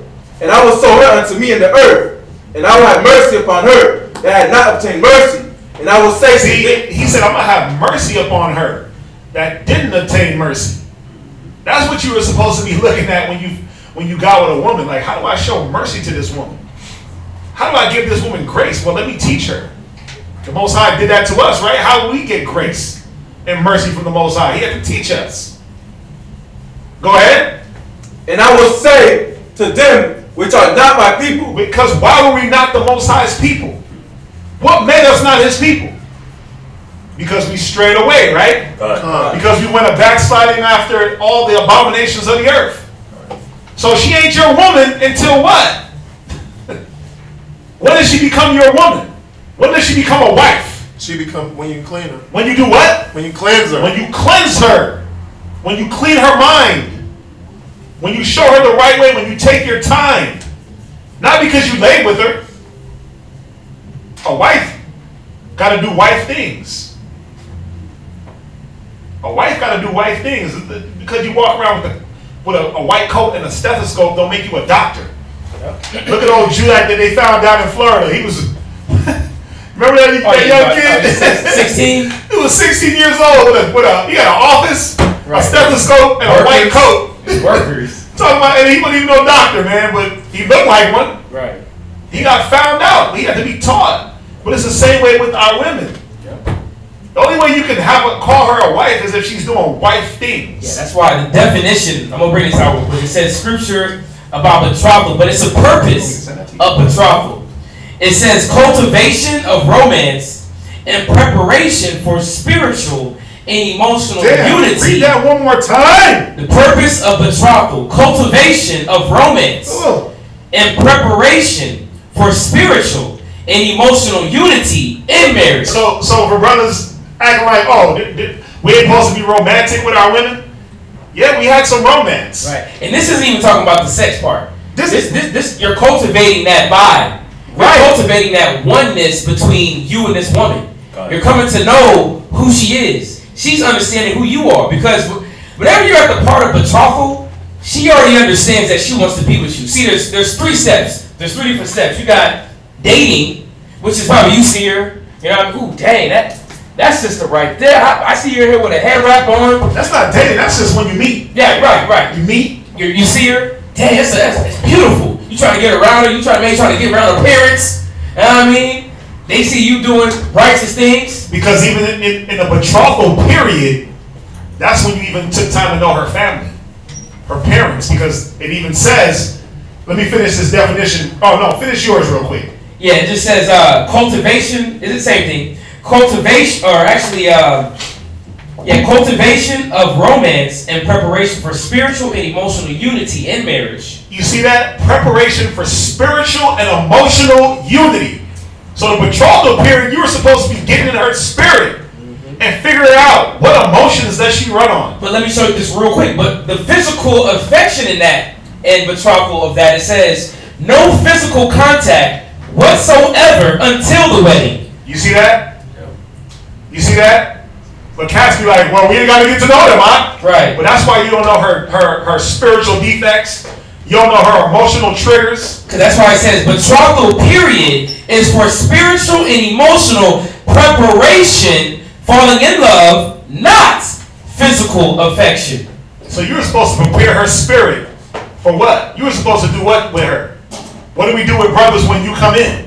What's brothers' betrothal period in the truth? Coming to class. Coming to class, but what you getting hit with? Ecclesiastes, the 2nd chapter. Prepare thy soul for temptation when you come to serve the Most High. So the betrothal period was to show her, listen, this is what we're going to go through. This is what you're going to go through as a woman in the truth. This is what we're going to go through as a couple in the truth. You're supposed to prepare her mind for those things. Not just meet her, hit it, she's my rib. Right. Like it's a television show or something. It's a date, yeah. It's like you using the Bible to date. Right. You doing the dang, what was that? Blind date show that used to be on there? It was called Blind Date. What's a blind date? They used to meet at one time, rap, yay or nay. But if it was a yay, you see the door closed behind them. You treating this like it's Tinder. Right. Brothers, you treating the Bible like it's Tinder, like it's a dating app. No, bro. That's not how we operate. That's America. America's on that notching the bedposts, Right. notching my belt, burn them and turn them. Right. That's why the Most High said, "Make not whores out of the daughters of Zion. Treat them not like an average chick. Treat them like that first scripture. Delicate and comely. Be delicate and comely, man. Treat it like it's a Rihanna. Ooh, I'm gonna try to do everything I can to get with Rihanna. We're gonna take it real slow. Why? Because you want it, man. You want it to work. Well, that's the problem. It's like brothers don't want their relationships to work because you're not doing the right way. You're not applying the right steps. You're meeting them, and then you're married. That doesn't make sense. I'm gonna finish this betrothal definition. Among the Hebrews, this relation was usually determined by the parents or brothers, without consulting the parties until they came to be betrothed. So it's letting you know that the two people that were sent to be betrothed, they didn't have to be consulted with. Yeah. This was between the parents, and if they weren't around, it was between the brothers. The head of that woman, the head of that man. Okay? The engagement, or the engagement period, betrothal, espousal, engagement, took place very early, as is still the case in Oriental countries, though it was not consummated by actual marriage until the spouse was at least 12. The spouses were at least 12 years of age. So this is showing you, back in our time, it's like if I have my son, he's 5 years old, and this brother had a daughter that was probably around the same age.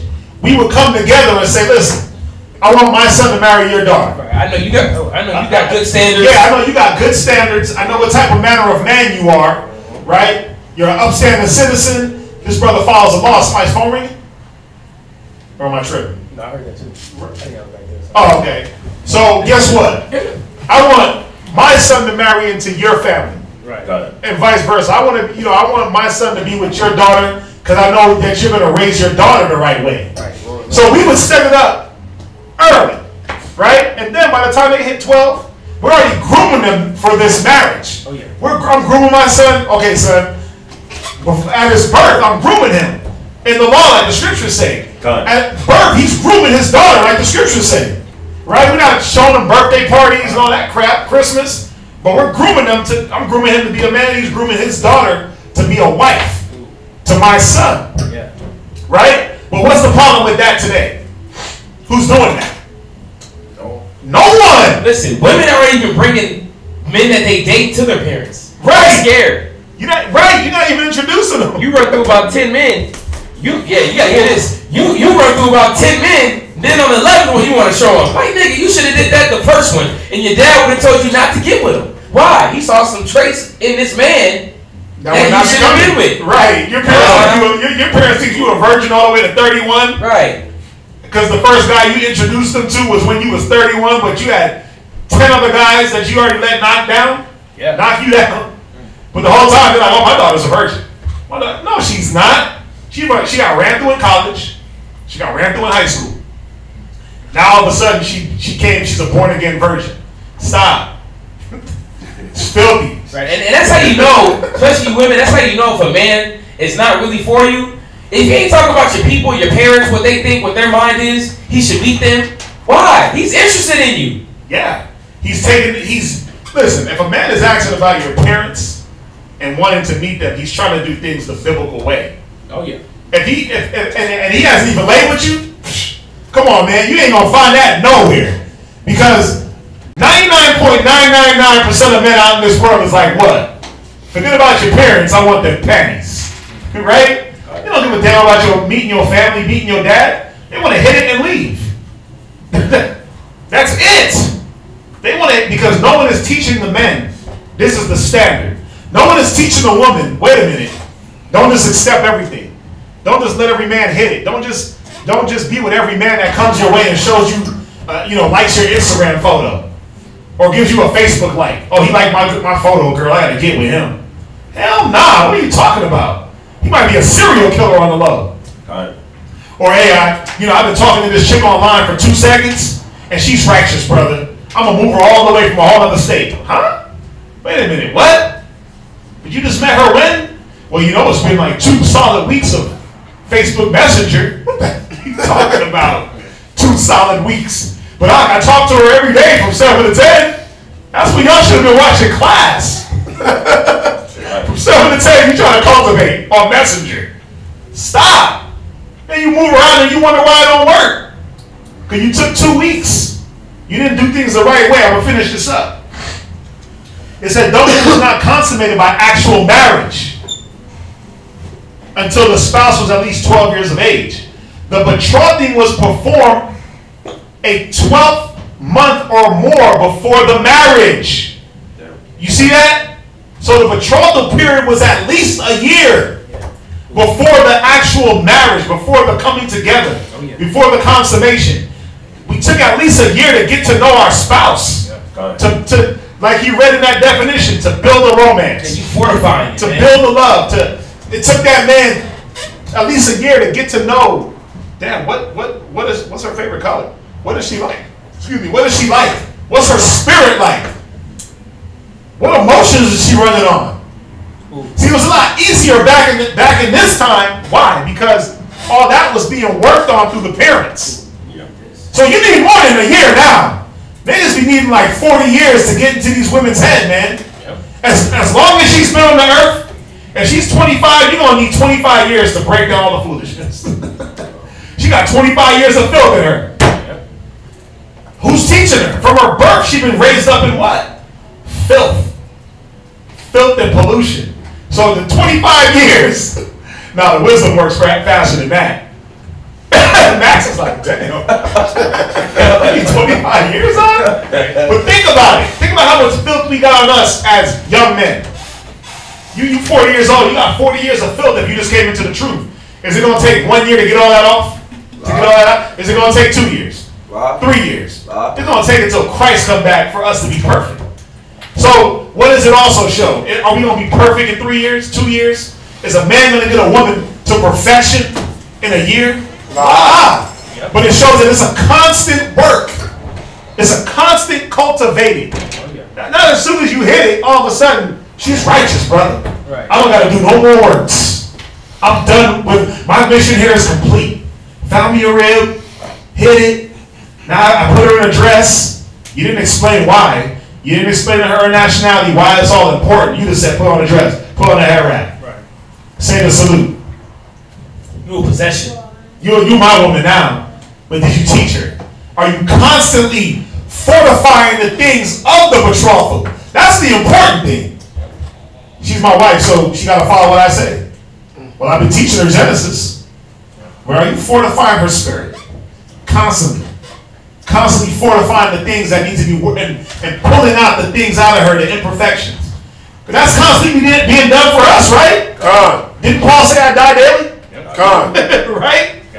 So what about the cultivation of your relationship? And working on it for it. I'm constantly cultivating my rib 15 years later. And showing her where she can get better. And showing her where she can grow.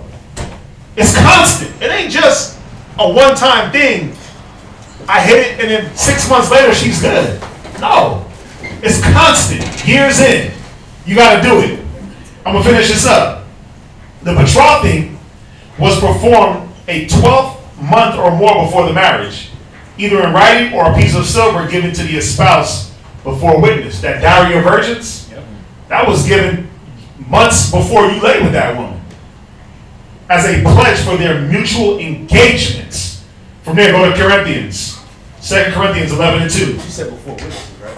And it was done before witnesses. And I like that part because it said done before witnesses. Just on one of the points that Aggie student brought out about a lot of disappearing women, but there's a point you said having the family of the betrothed involved is much more effective and realistic approach to the courtship process. Family can oftentimes see character flaws that the starstruck will either true, but that was definitely in back in the day. That's how we dealt.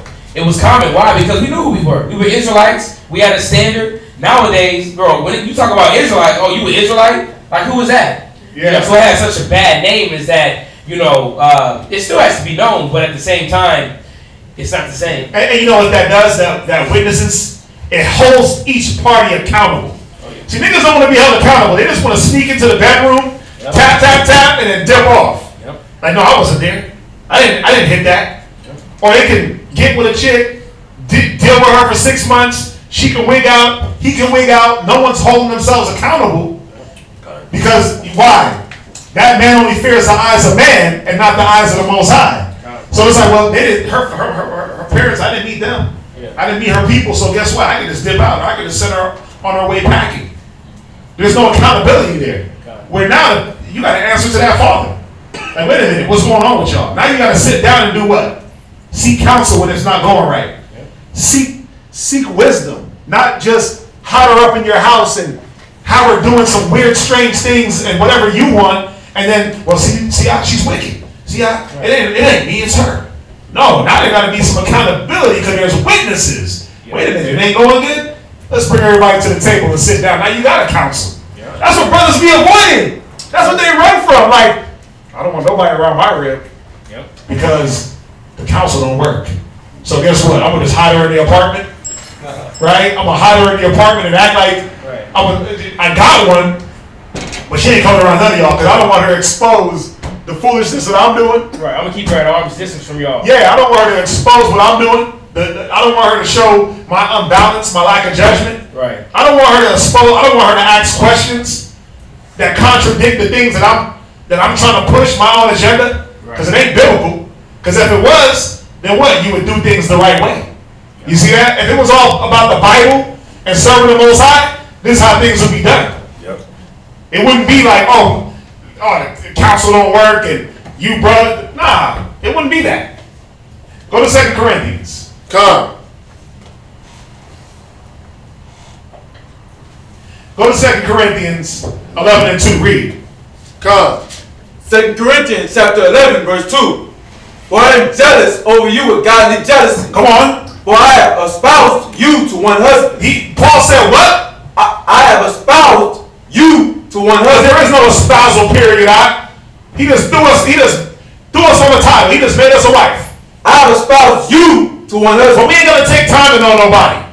I have espoused you to one husband. You see that? He said, I espoused you to one husband. This is very important, very key.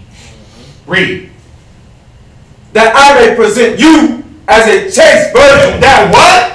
That I may present you as a chaste virgin. Because that one husband, which was Christ, he was supposed to change you. Because our women aren't chaste virgins. They're dirty whores. Our men aren't chaste virgins. They're filthy whoremongers. So you were supposed to be espoused to Christ so he could make you this chaste virgin. This is what Paul was doing. This was Paul's whole mission. Listen, I'm going to show you about Christ, man. You ain't going to be called Christ's, but I'm going to show you about him. We're going to get you cleaned up. We're going to put you through this process, this refining process. And then you're going to be called the wife of Christ, the bride of Christ. I'm espousing you. I'm giving you time to know each other. Right? I'm going to give you this time and period to know what you're getting yourself into. So that you can be cleaned up. Watch, read. That I may present you as a chaste virgin to Christ. To who? To Christ. To the world. To Christ. To a bunch of husbands. To Christ. Read verse 3. But I fear, lest by any means, as the serpent beguiled Eve through his subtlety. See, how was Eve beguiled? What did he hit? Did the serpent, did he sleep with Eve and then she was beguiled? No, he hit that mind. The serpent hit that mind of Eve. Y'all get it? Y'all with me? The same way we were supposed to hit the mind of these women and in the espousal period to make them a chaste virgin for you and a chaste virgin spiritually to Christ. The same way Satan ripped that out of Eve and changed her mind, we were supposed to do the opposite. That's why he said, but I fear, lest by any means the serpent beguiled Eve. Now, we didn't have to trick and beguile our women into following Christ, but we were supposed to be espoused to them and take that time to convert their minds. Right? Put off the old man, put on the new that is renewed in the knowledge of Christ. That's what we were supposed to be doing. Not just, oh, you my wife, get in order. Put on this dress, put on this hair wrap, talk a certain way, stop eating pork. You weren't supposed to just be barking orders. You were supposed to take that time to explain things, why it's important. This is your nationality, sis. Look at history. Look at this is how we did things as Hebrews. Oh, we're Hebrews because look, Deuteronomy 28. Cats don't even go to Deuteronomy 28 with their read. They're just like, man, look, the Bible says you my possession, see? Proverbs 31, see? You go to those two scriptures and that's it. See, Deuteronomy 28 says, when I lay with you, you're mine. Right. That's it. That's all you got for her. Ecclesiastes 26. Ecclesiastes 20, and then when she gets out of order, you want to show her all the wicked scriptures. Yeah. Well, you don't even show her why it applies to her. God. You didn't take the time to show her why she should even follow. Why it's important for her to carry herself a certain way. No one's taking that time. But then when she gets out of order, it's like, see how she's wicked, she's off, she's this. She was never on. Right. Sorry. She was never on. She'd been off. You never took the time to cleanse her. Read on. So your minds should be corrupted from the simplicity that is in Christ. You see that? Go to espousal. Espousal. I'm going to read this. He said, I espouse you to one husband, right? Espousal. This is from the McIntosh and Strong's Biblical Cyclopedia. I get it online. It says, espousal was a ceremonial of betrothing or coming under obligation for the purpose of marriage, and was a mutual agreement between two parties which usually preceded the marriage some consideration of time. Yeah. So the espousal process took time. Yeah. It said a considerable time. Not 1 week, not 2 weeks, not 3 weeks. It was at least a year. I'm espoused to this woman. I'm taking time to know her. I'm taking time to, listen, again, the Most High took 40 years, right, to know us, and 2 of us made it. Joshua, Caleb, and the children. He was like, well, I don't like that in you. Guess what? Purged. I don't like that in you. Guess what? Purged. He was taking time to purge out the imperfections. That's what you're supposed to be doing with anybody that you met.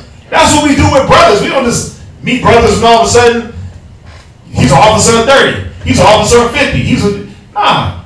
We take time. How do we do it? Ecclesiastes 6 and verse 7. How do we do it? Or what do we do?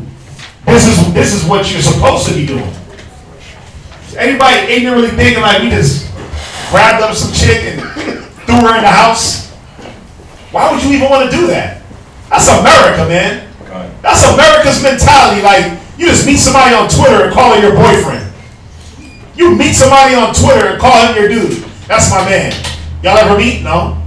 We just be tweeting a lot. Like, what? So you never face-to-face it? Well, we FaceTime. Like, what the hell are you talking about? We FaceTime. But that's it. That's America. They gave you FaceTime, Skype, Twitter, social media, Tinder, what's the other apps? Christian Mingle. ChristianMingle.com. Fish. Right? They give you Facebook Messenger. Farmers only. Farmers only? Yeah. What's that? It's like for like people in that do farming and agriculture. He got Ashley Madison. That's hilarious. But they give you all these lazy tools, and then you really think you get to know somebody. That's lazy. But I am with her every day. Look, I got fires next to her name on Snapchat. We got a streak. Like, we got a streak, so she's my real? What the hell? Where's the wisdom in that? You don't learn nothing from nobody snapping them. But it be video snaps, not just texting, brother. But now we see why it don't last. Because you thought that all them snaps you were sending, and it was all this carnal things. Look at my house, look at my car, look at it. You snapped her a few scriptures and you thought that was going to get her in line? But you never saw situations.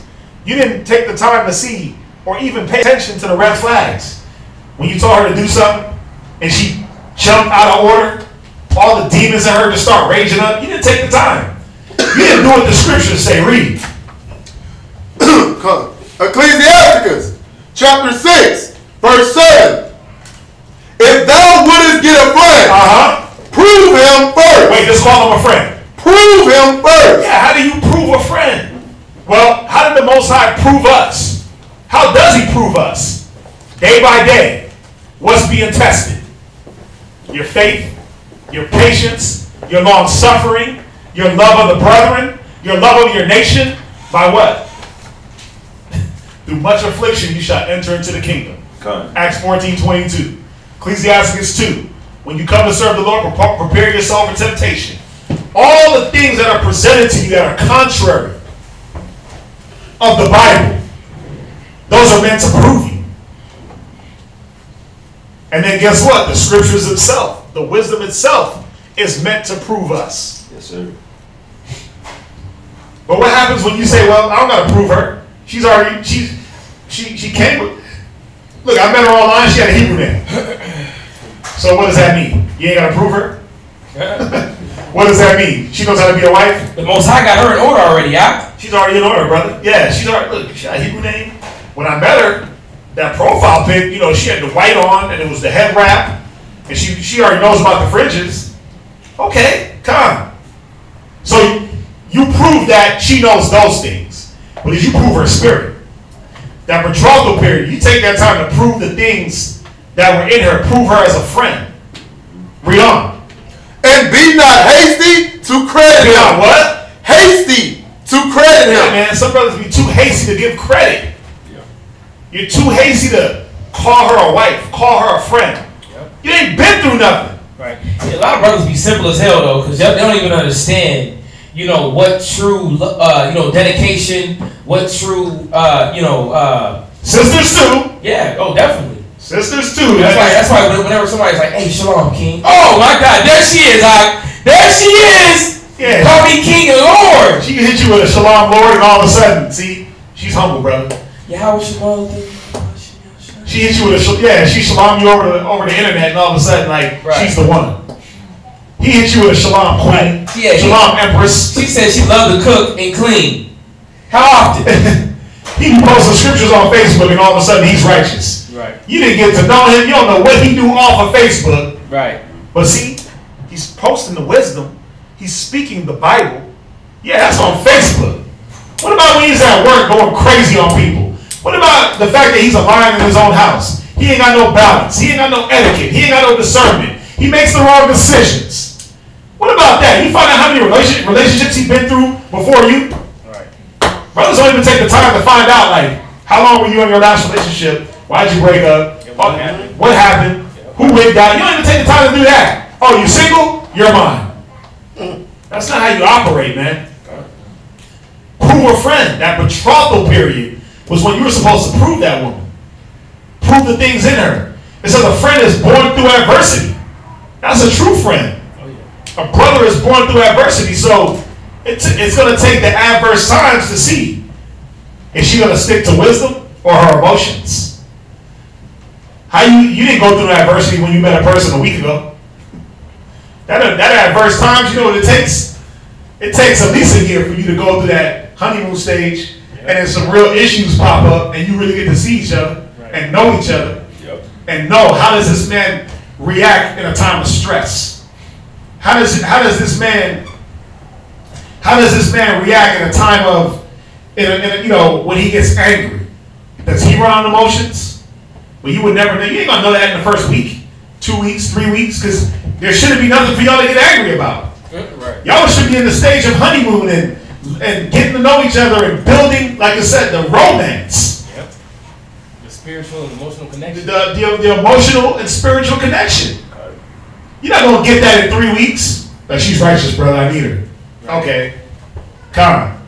That's why 6 months later she's gone. Right. And you left heartbroken. Complaining about you. Read on. Read on, Major. Come. Verse 8. For some man is a friend for his own occasion. But how will you know that? How will you know? It's going to take time. Of course she don't move in with you. She's homeless. Of course she wants to move in. Yeah, let's play house, Daddy. All right. Why? Because she just got kicked out of her last house. Right. She just got booted out of her last relationship. So you the rebound. You don't know it. Right. You think like she's locked in, sister, holier than thou, but she just using you for a place to stay. She gonna put up with you just a little bit, just enough, until she what? Finds the next escape route. Finds the next place to live. What were you gonna say? No, that's real. Yeah. You playing house. You play out, but in your mind, because you didn't take the time to see where she was at, you just threw her up in the house. You just let him come in and live with you. He needed a place to stay because he was a bum Negro. She needed a place to stay because she was a sister that was not about nothing. She wasn't the Proverbs 31 sister you thought she was. She wasn't a go-getter like she claimed on Facebook. See, I'm a go-getter. I do these things for my man. And she posted pictures of PlayStation remotes. Like, see, and PlayStation remote in one hand and a plate in the other. See, I let my man play video games and I cook for him. And then you come to find out she homeless. She ain't got no place to stay. How the hell is she cooking for anybody? Right. Well, because the last man didn't want to deal with her ignorant, disgruntled, rebuttal, non-thankful self. Boom, gave her the boot. Right, and you caught her right after that, so she's over here looking docile and meek and humble, and these niggas just don't treat me right. Yep, she gave you the whole one-sided story. She gave you there's a man that hangeth down his head, but inwardly is full of deceit. She hit you with that. Yep. Because it says there's a friend that's a friend for their own occasion. They're only around for themselves, man. They using and abusing you. But you so knuckleheaded-ish and so simple-minded, you like, yeah, see, I got me a new rib. Oh, I got me a new husband, girl. Bought me a McDonald's meal. See, he takes me out. My man take care of me. Right. He took me to eat Whataburger. Come on, man. I don't even take my kids to eat Whataburger, so stop. I don't even take my kids out and call that a meal. Come on, man. Some of y'all so gassed up on the caramel. You're not looking at this man. See, his fringes are long, girl. His beard. He's righteous. Or you just cling to any man that gives you the attention. Any woman that gives you attention, you cling to. That ain't the way to do it. Read on. Come. And will not abide in the day of thy trouble. They will not do what? Abide in the day of thy trouble. Well, because you didn't take the time to know that. You didn't take the time to figure out what manner of person is this.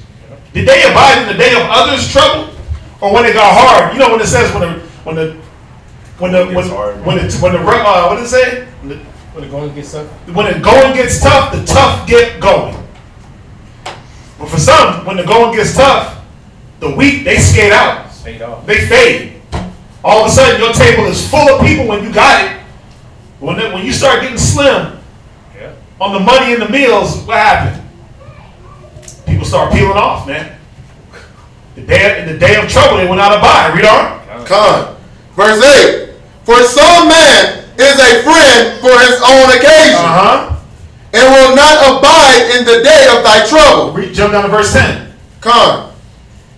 Again, some friend is a companion at the table. They're what? Is a companion at the table. Yeah, when it's time to eat, they there. Right. Think about the multitudes, man. When Christ was feeding them, when he was feeding the multitudes, what happened? They was all there to eat. But when that fish stopped flowing, what happened? They left. The multitude got thin because they were there for one purpose. But how did he prove them? When he started hitting them with wisdom and parables and dark sayings, they were like, man, I don't want to hear that shit. I'm out. Right. Who stuck around? The 12. The 12 true friends. See, we got to get better at proving people. Not just accepting any old thing into your house, man. Go to Ecclesiastes 11 and verse 9. Oh no, read on, read on. Come. And will not continue in the day of thy affliction. Yeah, they won't be there for your affliction. Nope, that ain't my problem. That's your problem. Right, you get laid off from work, your girl like, nigga, I gotta go, man. It's like, but I was paying all the bills and we was working together. She was eating off of you. Yeah, she wasn't paying all the bills. You was paying all the bills. Right. She might have cooked 2-3 meals and you deemed her a wife. Yep. And as soon as hard times hit, what does she do? See, nigga, you lazy. Right. See, I can't. She gonna find the next guy that got dubbed.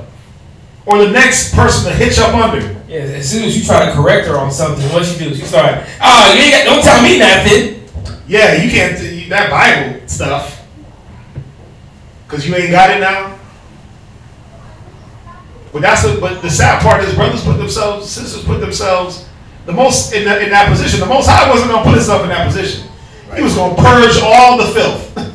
Read on. Come. Verse 11. But in thy prosperity. Go to Ecclesiastes 11:29. Come. Ecclesiastes 11:29. Come. Ecclesiastes chapter 11 verse 29. Come on. Bring not every man into thine house. Listen, this is the Bible, man. The Bible says, bring not every man into thy house, every woman into your house. Why? Read on. For the deceitful man hath many trains. Yeah, because if you don't figure out the baggage they come with, you're going to be deceived.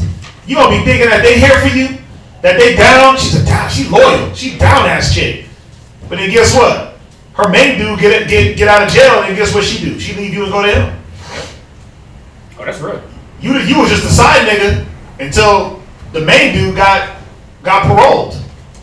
You was just a pit stop. Yep. You were just the one that was there to maintain her. Oh, yeah. Appease her flesh. Give her some food. Yeah, you was like them hors d'oeuvres, man. You know what I mean? You was a little appetizer for the main dish had to drop out. They was waiting for that main dish. Yeah. You were the rebound. But guess what? You didn't know it. Yep.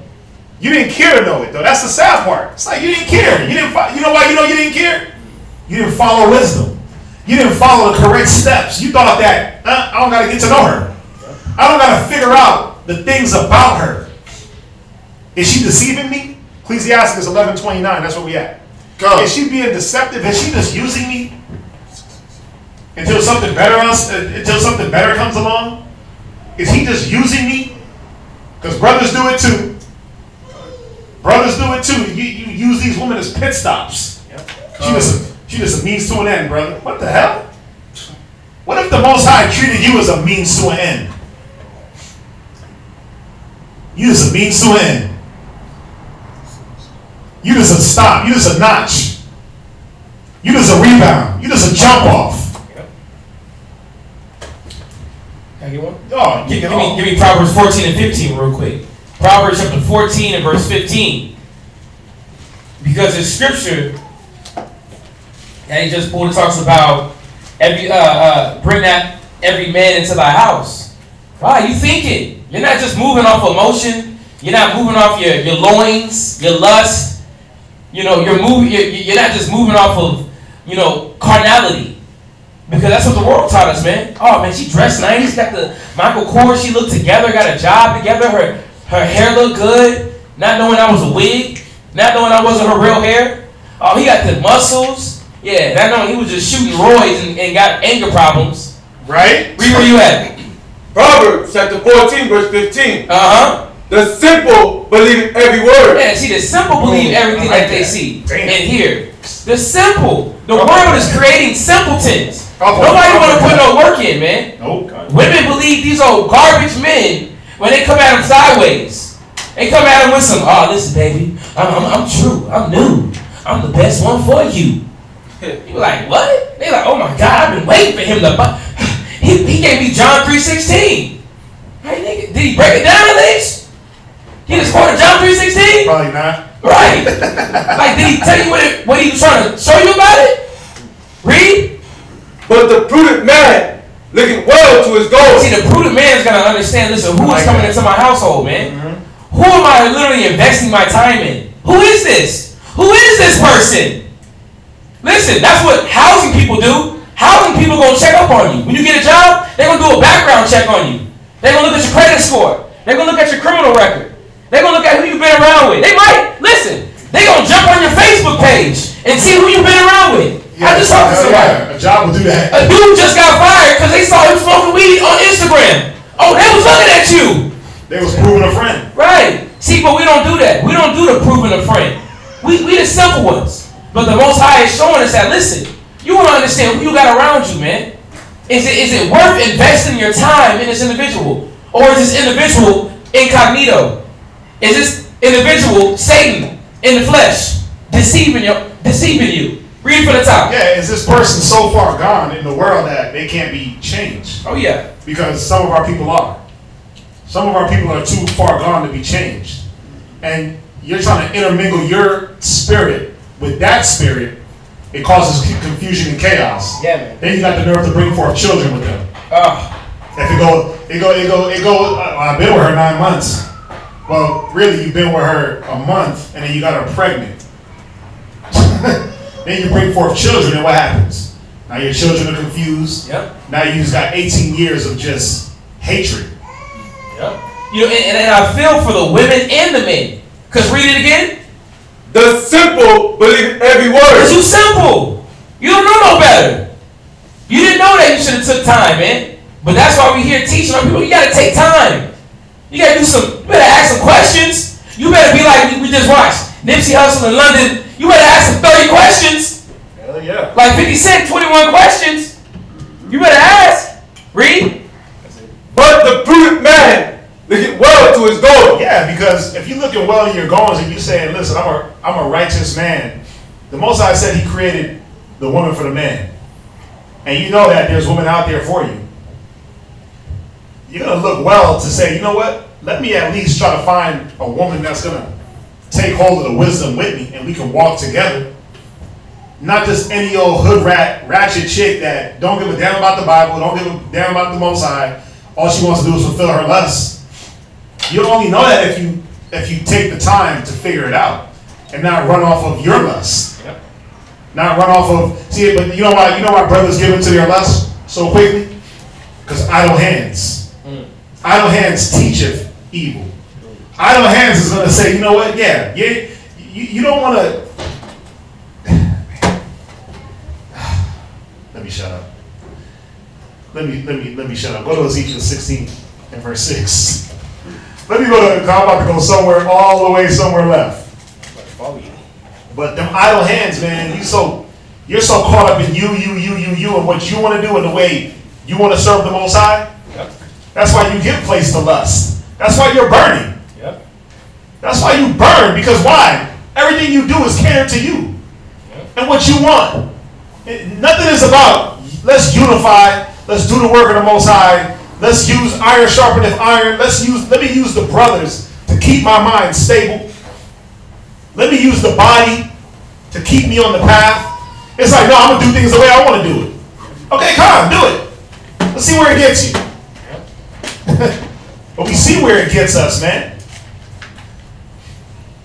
Ezekiel 16 and verse 6. Now, again, the Most High likened us to a comely and beautiful woman. Speaking of Israel. So what did He do when He saw that we were filthy and polluted? He cleaned us up. Read.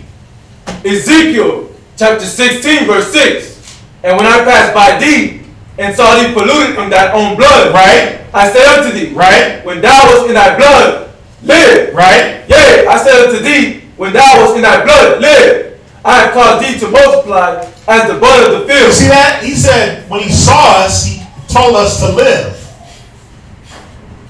He gave us good words. He taught us. Go ahead. And thou hast increased and waxing great. Right. And thou art come to excellent ornaments. Yeah, thou have what? Have come to excellent ornaments. Yeah, when the Most High saw us, man, He cleaned us up. He cleaned us up. Go ahead. Thy breasts are fashioned, and thy hair is grown. Whereas thou because when you was in your blood and polluted, you was bald-headed. right. Right? You was weak. You was beggarly. You used drugs. Just like the women and brothers in the world. What is their strength? What is their pollution? It's drugs, it's alcohol. Yep. Right? It's given to too much lust, sex, food, bad eating. It's all the things of the world that you were supposed to be cleaning up in an individual to get them right. To get them good for you. See, that's the point. Like, I don't want nothing that's below standard. Yep. Why would I want a woman that's below my standard? What good is she? Yep. What good are we to the Most High if we're below His standards? Ooh, useless. We're useless. Why do you think we're in the situations that we're in? To get us back being useless. Excuse me, useful. Ooh, and I like that point, man, because you know why? Because you're insecure, man. The sad part about it is that whenever you don't go for the standard, you go for a lower standard. You're not going for the standard that the Most High has for you because you're not around strength, man. You're around weakness. You by yourself. And that's why you go after that weakness. You go after that easy to be, you deceiving individuals. You go to those that don't know nothing, and you teach them whatever you want to, man. And it's sad, because the Most High was like, listen, man, I'm calling you back to my standard. I'm calling you back to my greatness. But a lot of times, we're not even trying to do that to those, man. Why? Because we don't know his greatness. All we know is our insecurities. I'm just trying to control something to get a little, sleep with something, little food in my belly. Nah, man, you ain't trying to grow. Yeah, you just trying to, you over here just using the Bible to pimp. Rather than using the Bible just to get a woman to cook for him. Yeah, you ain't trying to clean them up for righteousness. You're not trying to have them grow as a virtuous woman of the Most High. You know what I mean? Men not trying to clean themselves up. No, they're doing it for their own gain, not for the gain of the nation, man. Read on. Keep reading. And thine hair is gone, whereas thou was naked and bare. Yeah, think about y'all. A lot of y'all ain't got hair. A lot of y'all Judite women, y'all don't have hair. Plain and simple, balding. But the Most High said, listen, I'm gonna throw some of that grapeseed oil, Jamaican castor oil. What's the other one? What's the other good one everybody talking about? What's that oil? Black seed oil. Black seed. Listen, I'm gonna go ahead and do a concoction on you and get you rich, man. Most High said, you got a full head of hair now. You eating good, getting the word, getting nourished, but you was sick. The Most High is cleaning you up. Read. Now when I passed by thee and looked upon thee, behold, thy time was the time of blood. Come on. And I spread my skirt over thee. The time of love, that betrothal. Go ahead. And I spread my skirt over thee and covered thy nakedness. Read. Yea, I swear unto thee and entered into a covenant with thee. You see that? Go ahead. Saith the Lord God, and thou becamest mine. And thou what? Becamest mine. How did he become ours? We only became his when we were cleaned up. When you were polluted in your blood, you were no one's. When that woman was polluted with the world, guess what she was? She was the blocks. That's everybody's girl. That's everybody's girl, B. You were supposed to clean her up so she could be yours. Yep. Read on. Then washed I thee with water. He did what? Washed I thee with water. Wait, just left you dirty. Washed I thee with water. Come on. Yea, I thoroughly washed away thy blood from thee. Well, I cleaned her up a little bit. I thoroughly washed away thy blood. But I've been teaching her for about a week. I thoroughly washed away thy blood from thee. Most High said he thoroughly washed away the filth. He took the time to get us clean. Read. And I anointed thee with oil, and I clothed thee also with broidered work, and sewed thee with badger skin. Go ahead. And I girded thee about with fine linen, and I covered thee with silk. I decked thee also with ornaments, and I put bracelets upon thy hands. Right. So y'all see that, right? He got Israel. The Most High got Israel cleaned up. The same way he did this was how you were supposed to treat this woman that you got. Not just half-ass, well, I gave her Deuteronomy 28, she's my rib now. Or I hit her with Deuteronomy 22, 28, gave her Exodus 22, so she understands that when I lay with her, she's mine. To show her that she was my possession, and that was it. Or, she watched class on mine, bro. She's been watching for like 2 weeks. Or, she knows the Bible, she's been in church. Oh my God, I got hit with that one time. She's righteous, she knows the Bible. She goes to church. God, where has that gotten you? Oh, you talking about white Jesus? Where has that gotten you? Because now your relationship is in shambles. Now you have no relationship. Why? Because you thought that her church teachings were supposed to carry on. That was the cleaning that was needed. Most High said he thoroughly washed us. Go to Isaiah. Go to Isaiah 54 and verse 5.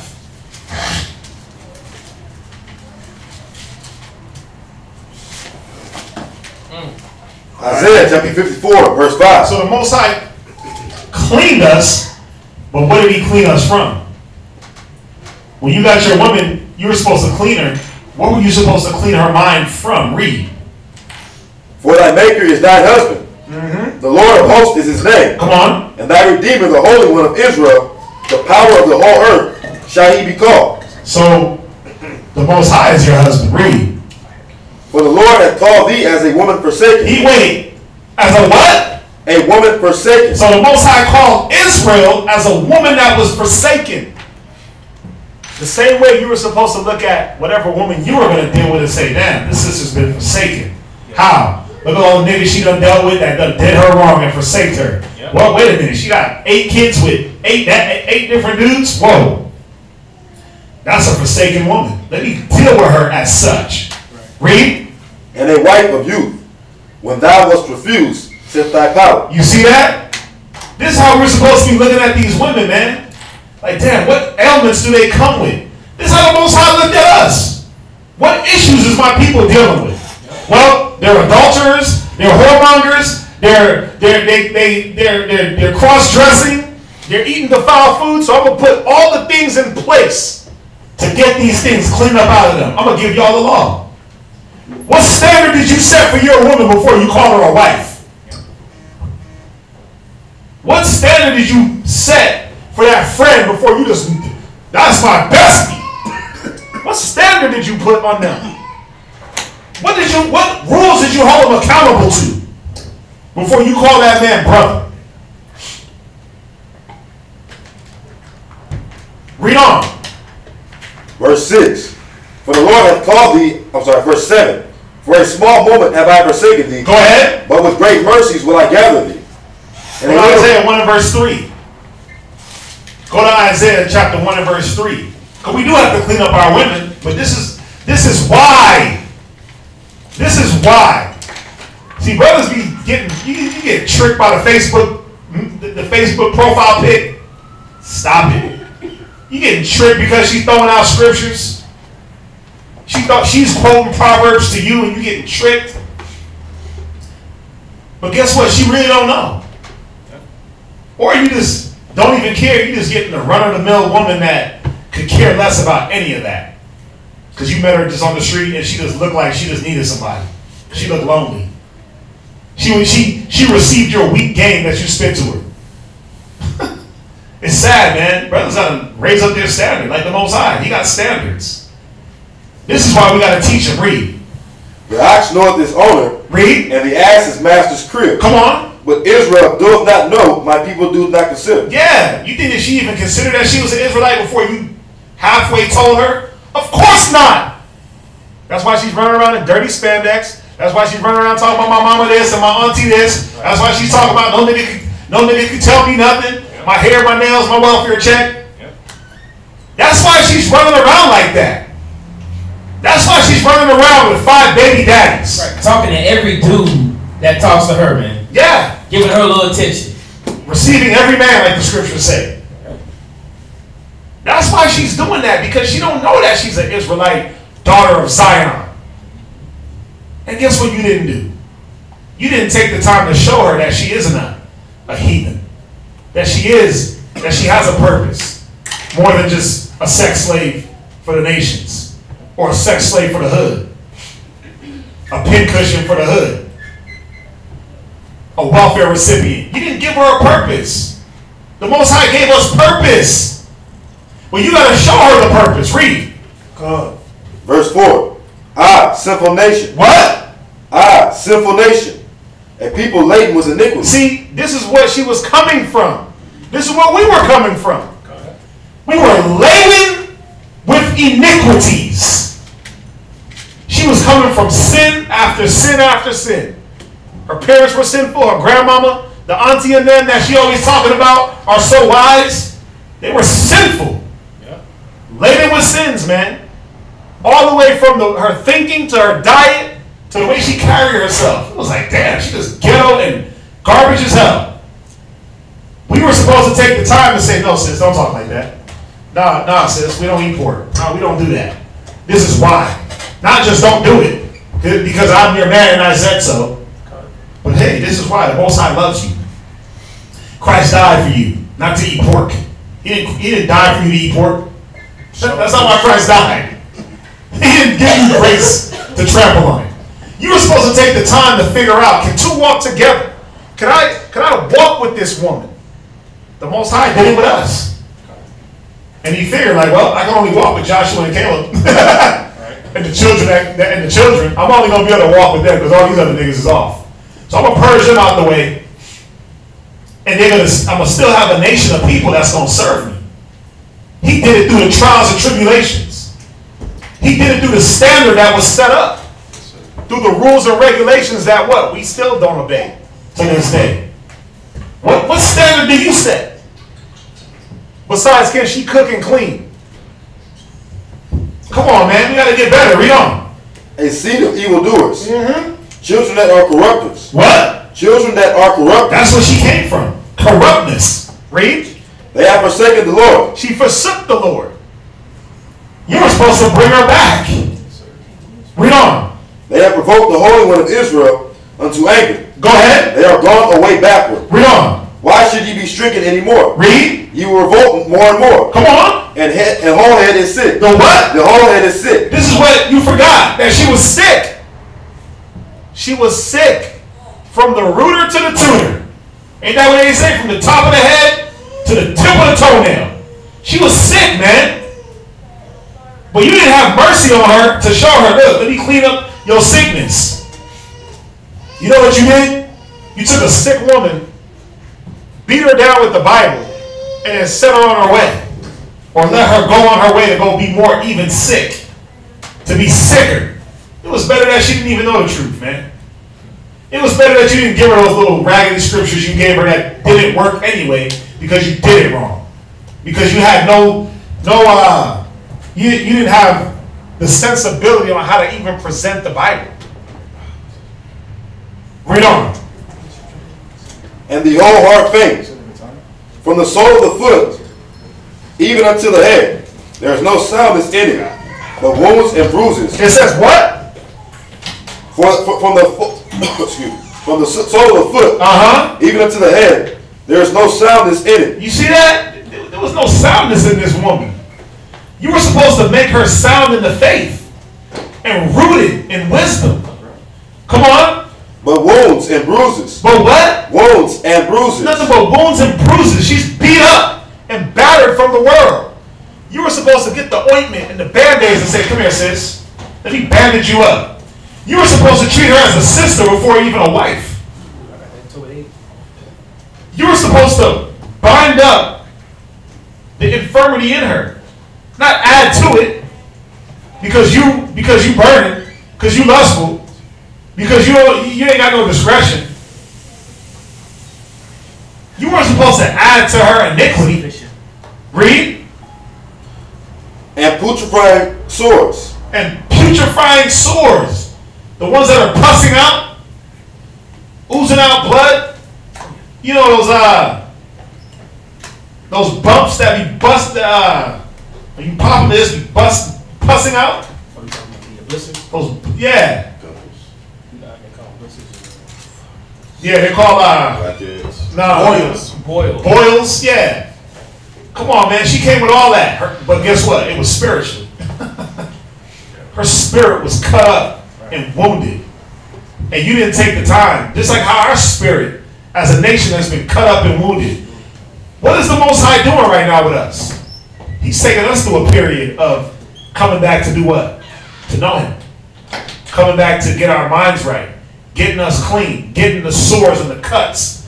And all the things that America and all these other nations have done to us. All the scars. He's binding them up through the Word. He's binding up our wounds. Through the wisdom. Through the brotherhood. Through the sisterhood. He ain't just... He's giving us time to get it, man. Luke chapter 14 and 28. Luke chapter 14 and verse 28. Right on this point. Why? You're being mindful. You're thinking. You're being innovative. You're understanding what's going on. A wise man foreseeth the evil. You're looking well into your goings. Get this. Luke 14 and 28. Luke chapter 14 verse 28. For which of you intending to build a tower? Yeah, which of you intending to build this woman? Which of you intending to build a wife? A righteous wife. A wife that's not like the world. A wife that doesn't have the same mentality as her mother. As her ratchet sisters. As Cardi B. Read. Sit it not down first. Yeah, you literally sitting and thinking about what's about to happen. What you're about to undergo. No, but we ain't got to do that because we didn't do that ever. We didn't consider anything. We was just beast. We just labeled them on. Read it again. For which of you, intending to build a tower, set it not down first? Come on. And continue. Count it. It's a lot. And counted the cost. Which one of you do not sit down and count the cost? What is it going to cost for me, like the scripture before, to get this woman out of her pollution, out of her mishaps, out of her iniquity, out of her slave mentality, out of her whorish ways, out of her backbiting, slanderous ways? Again, whorish ways. It's like a double tap. Because all people are whorish as hell. Psychologically, physically, emotionally, all of it. But we have to sit down and count that cost, man. Read. Whether he has sufficient to finish it. Yeah, come on. Are you really going to take that time to cleanse this woman up? Do you have what it takes? Yeah. You have the spiritual fortitude to get somebody else right. You got to sit back and consider, wait a minute, am I even getting myself right? Yep. Am I overbearing? Am I ready for this? Am I unbalanced? Am I aligning? Do I have sensibility in the word? Do I apply the word? All these things a man is supposed to sit back and consider. But when you don't, right? It says a prudent man consider his going. But when you don't, what's going to happen? You're going to make mistakes, man. And you're going to keep doing it over and over, and then you're going to blame others. You're going to blame others for your mistakes. Was that it? Jump back to Isaiah. Let's finish that up real quick. Jump back to Isaiah, Max. You had it. Go ahead. Finish verse 6. 1 to 6. Isaiah 3 and 6. Isaiah 1 and 6. From the sole of the foot, even unto the head, there is no soundness. Yeah, you're supposed to look and say, wait a minute, this woman is damaged, broken, bruised. Do I have the tools to fix it? Go ahead. But wounds and bruises. Do I have the patience, the long suffering to deal with her spiritual defects? But guess what? You ain't considering that because you don't even know where her defects are.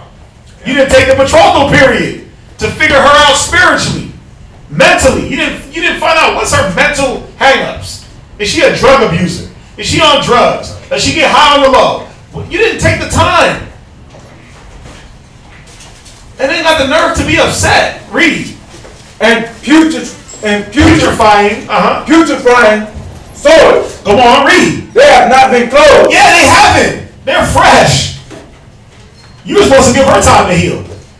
Not just throw her into a whole other situation that was going to do what? Create more sores and more cuts and more wounds. Read. Neither bound up. Come on. Neither modified with ointment. Read Ezekiel 16 and 1.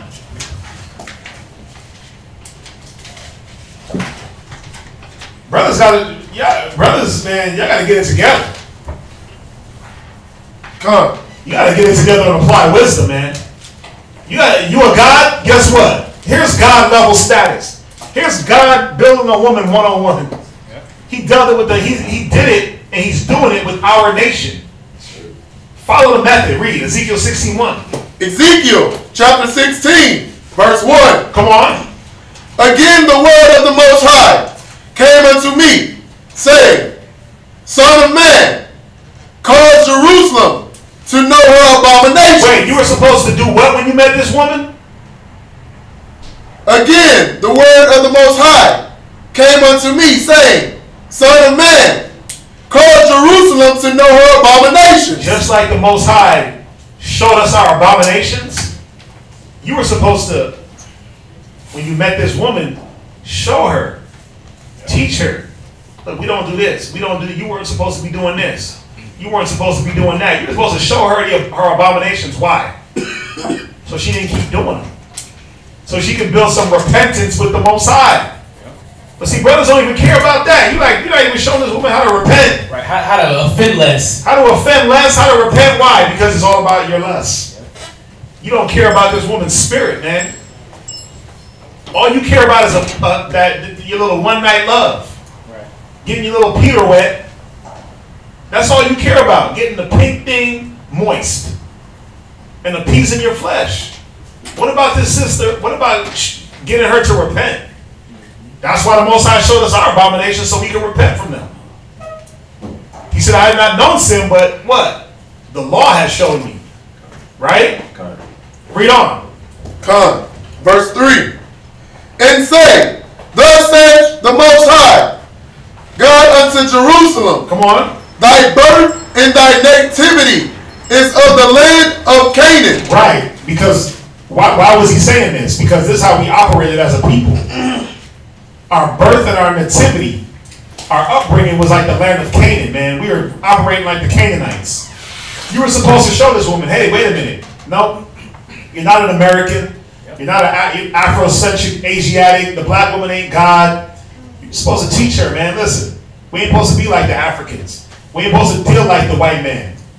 We ain't supposed to deal like the Asians and these other nations. We're supposed to deal like this. We're supposed to communicate. We're supposed to love each other. We're supposed to follow the scriptures. Oh, you got a problem with me? You want to just block? No, we don't just block each other. We talk. We talk things out. We communicate. Not deal like the heathen. Go ahead. God.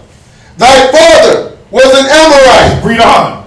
And thy mother an Hittite. Yeah, you were supposed to show this woman, listen, man, you acting like a damn Edomite right now. Your upbringing, all the Christmas, that's an Edomite custom. Christmas and Easter and New Year's and all that, that's the heathens. Here's our customs. This is what the Most High laid down for us. Read on. God. And as for thy nativity, right? In the day thou was born, thy navel was not cut. Yeah, and we were supposed to show our women, just like how the Most High is showing us, that when we were brought forth, when we cling to these nations, man, it was almost like no one cared for us. No one cut the umbilical cord. No one was there to swaddle us. This is why you're engrafted into this philosophy. This is why you act the way you do. This is why this. This is why that. You were supposed to teach. This wasn't a 1 week process or a 2 day process. This wasn't a Tinder date. Go ahead. Neither was thou washed in water to supple thee. Come on. Thou was not salted at all, nor swaddled at all. Come on. None I pitied thee, to do any of these unto thee. Come on. To have compassion upon thee. But thou wast cast out in the open field. You see that? This is what we were supposed to be teaching our women, younger men, that this is how you were brought forth, man, when you operate like these nations. You were supposed to be instructing that mind and building back that soundness of wisdom and rooting this person in wisdom. Go to Ecclesiastes 26. Read on. No, read on verse 5. Come. To the loathing of thy person in the day that thou was born. Go to Jeremiah 7. Actually, go to Ecclesiastes 26 and 13. Ecclesiasticus chapter 26, verse 13. Come on. The grace of a wife delighted her husband. Right. And her discretion will fatten his bones. Read verse 14. A silent and loving woman is a gift of the Lord. Come on. And there is nothing so much worth as a mind well instructed. As a what? Mind well instructed. But how would you know if you could instruct her mind if you didn't take the time to prove her friend? How you gonna know her mind could be instructed if you didn't prove her and give her instruction? The only instruction you gave her was to take her clothes off? Well, get naked. Bust down. Right. That's the only instruction you can give, is to get her out her panties. But you couldn't give her no righteous instruction. You didn't even try. And then after you lay with her, you think that what? That sex was supposed to keep her? The rod of correction. You think that sex was supposed to keep her in line? And make her just follow you? Like, niggas be thinking like, oh yeah, I'm just better down. Right. And I'm gonna give her the rod of correction. That's gonna keep her in line. Dun dun dun dun. Bro, there's always somebody bigger and better. Stop. There was always somebody bigger and better. in every aspect. There's always you the little fish in the pond. So if you think that's what's going to keep her, then you got it mistaken. The only thing that was supposed to keep her was wisdom. The only thing that was going to keep her was wisdom and a standard. Not how good your bed game was, and then you thinking that you the man. See, but she over there creeping with the next dude. She waiting for her real dude to come out and really please her and tame that spirit. Looking at me, man, but it's real. It's real. You were supposed to be able to instruct her mind. Read verse 14 one more time. A silent and loving woman is a gift of the Lord. Right, read. And there is nothing so much work as a mind well instructed. See, this is what you were supposed to be looking for. Can I instruct her mind? This is what the Most High looks for in us. Can my people be instructed? But guess what happened when we couldn't be instructed? How many people made it out the wilderness? Well, 2 grown men, right? Or how many people from that generation? From that 40-year generation? Just the 2. Just 2. Caleb and Joshua, right? And the rest were the children, if y'all know that story. Everybody else peeled off in the wilderness. They were killed, man. Being proven. Prove a friend. Man, the Most High, 40 years, and then now look. Thousands of years later, what is he still doing to us? Daily proving. Daily seeing. Can I instruct their minds? Because we hard-headed as hell, right? But every day he puts something in front of you to see. Are you going to follow instruction? Are you going to follow wisdom? Are you going to follow righteousness? Can I be betrothed to you in righteousness? Are you going to be betrothed to me in righteousness? Are you going to hold your standard? Every day you're being proven to see, can you level up to what the Most High wants? Why wouldn't you take the time for something that you want to bring forth children with? She's good enough to bring forth children, but not good enough to teach. She's good enough to bring forth children, but what happens when she does it? You can't instruct her mind on how to raise those children. You were supposed to take that time. Read on. A shamefaced and faithful woman is a double grace. Is a what? Double grace. It's double the grace. Read. And her continent mind. And her what? Continent mind. Somebody look up continent. We look it up all the time. Somebody look up the word continent. We're not talking about the land masses. But it says her continent mind cannot be valued. Again, who can find a virtuous woman because her price is well above rubies? It wasn't who could just lay with a woman. Who could find a woman at the gas station and hit it the next day? That's not what the Bible says. Who can find any chick in the club and hit it in the bathroom? Right. Tame it with the rod. Yeah. Who can find a chick, get her high, get her drunk, get her naked? That's not what the Bible's saying. Who got continent? Continents. Chaste. What? Chaste. What? Chaste. Read. Restrained. Moderate. Restrained from what? Restrained from the emotions. Restrained from her lust. Her continent mind. But how was that continent mind built? Where did it come from? You had to instruct it. That's why it says a mind well instructed. Nothing is above a mind well instructed. You had to instruct her mind. You had to build that continent mind. You had to patch up, like we read in Isaiah, you had to patch up all those sores, right? You had to put the ointment on her, bandage her up, and then show her the right way. You had to clean her up, get all the filth out, and put the wisdom in. What you got? Go ahead. Ecclesiastes 7:15, just on his point. And if somebody else get Ephesians 5:25. Ecclesiastes chapter 7, verse 15, get this quick. Hate not laborer's work. It says what? Hate not laborer's work. Yeah, man. So, because to get this woman's mind, as it says a silent and loving woman is the gift of the Most High, but it takes work to show her what the Most High is pleased in. Read. Neither husbandry. Yeah, husbandry, and it takes continual upkeep to have that mind like that. Read. Yeah, you don't listen, you don't just plant the grapes and just leave them. They'll water themselves. the earth will till itself. Husbandry was a constant thing. It was a constant cycle, a constant mode of upkeep. But see, brothers hate to have to put in the work. How do you know? Because again, I said it earlier, you don't even apply the wisdom yourself.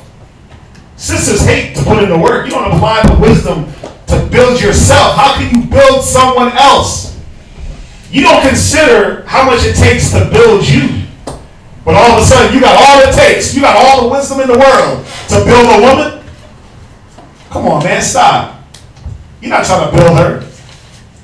You're just trying to bed her down, get somebody to cook for you, get somebody to clean for you, and then on to the next. Read. Hate not labor's work, neither husbandry, which the Most High had ordained. The Most High ordained that you were the husbandman. You were the head of your wife. She was a possession, right? She was like a field. You were supposed to put in the work for that to bring forth fruit. How though? How? How? You just lay your seed in that ground and that was it? You were supposed to, let me see here. Oh, wait a minute. Well, let me look at the field. Let me see, does it fit my standard of size? Is it the right size? Is it going to be sufficient so when it does bring forth fruit, it's enough? Or, I see some rocks and I see all these, let me go clean it up. Nah. Brothers, if you planting on the stony ground, planting on the hard rock, you don't till the earth, you don't overturn the things to see what's under it. You don't put fertilizer. You don't water it. You just threw a seed in the ground and was like, yeah, that's it. It's mine. I bought it. Go to Ephesians 5:25. Here's another example. The Most High likened us to a woman, a comely and delicate woman. Right? How did Christ treat us?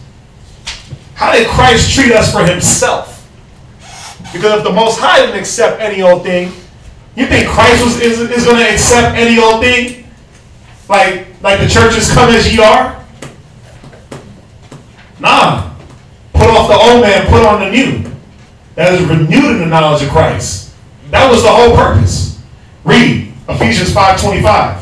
Husbands, love your wives. Husbands do what? Love your wives. Come on. Even as Christ loved the church. So how did he do it though? How did he love the church? See, it's giving you two things here. This is how a man is supposed to love his wife or a potential wife. This is how I read. And gave himself for it. Come on. That he might sanctify. That he might what? Sanctify. Just leave it dirty. Sanctify. Leave it how it is. Sanctify. Come as you are. Sanctify. Look up the word sanctify. I know he wants a bar. No, I just wanted to say, a lot of you brothers and sisters online, we have to go over these classes because we get too many young-minded, we get too many people that are worldly that come in and they keep making the same mistakes over and over again. Mm-hmm. They keep dealing with the same problems over and over again. No matter what way we teach this class, we still got brothers and sisters trying to get out of why they need to make the right decisions. You know, making dumbass comments like, well, I didn't see that in the Bible. You know what I mean? I didn't see when they did that in the scriptures.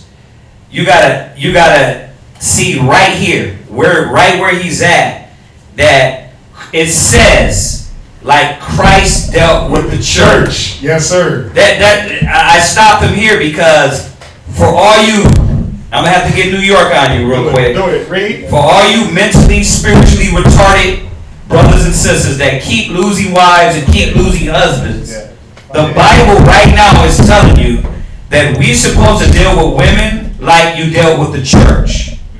Like Christ dealt with the church. Like Christ dealt with the church. So we're supposed to be taking those steps. All these steps that they're going over is supposed to be the same way. You know, so if they haven't got it by now that we don't supposed to jump in these relationships, then all of a sudden, if she goes not as thou wouldest have her, cut her off. That's the only scripture every brother knows. She's wicked, brother, so. She's wicked. I'm done. Like, you didn't put no time, no spirit, no dedication, You didn't follow none of these different methods. Now, I know you done went to like 8, 9, 10 different methods in one class. 10 different ways we're showing you stubborn ass, stiff-necked niggas that you're supposed to teach your wife. You're supposed to deal with the woman the correct way. Right. So you can stop coming and having babies and being baby daddies and you being baby mamas. Those are the curses. But that's what I'm saying. The dumbass niggas amongst us will come back and say, Deuteronomy 28. Oh, there's no way of running from that. Well, we broke that down. I know, but that's the mind state. Yeah, like this is what we did. This is what we did. No, Deuteronomy 28, the curses. Oh, that. Oh, the curses, there was no running from the curses and no way to get us out of these curses. The scriptures say, wisdom and knowledge shall be the stability of thy time. If we're listening, y'all will get out of a lot of these situations. Brothers, sisters will get out of these situations. So we keep hitting this topic, and I know a lot of y'all online, some of y'all do get it. I know you older brothers and sisters do get it, because y'all more mature. But there's a lot of young niggas that come in, and they're just disgruntled as hell, and they rather give Israelites a bad name. They rather give Israelites a bad name than making the right decisions and choices. Right? Like, is this class wicked? Is this like, are we going in the scriptures because it's wicked to tell you to do with your wife? Like the right way. Right. We're getting feedback and we're getting stubbornness because we're telling you the right thing to do.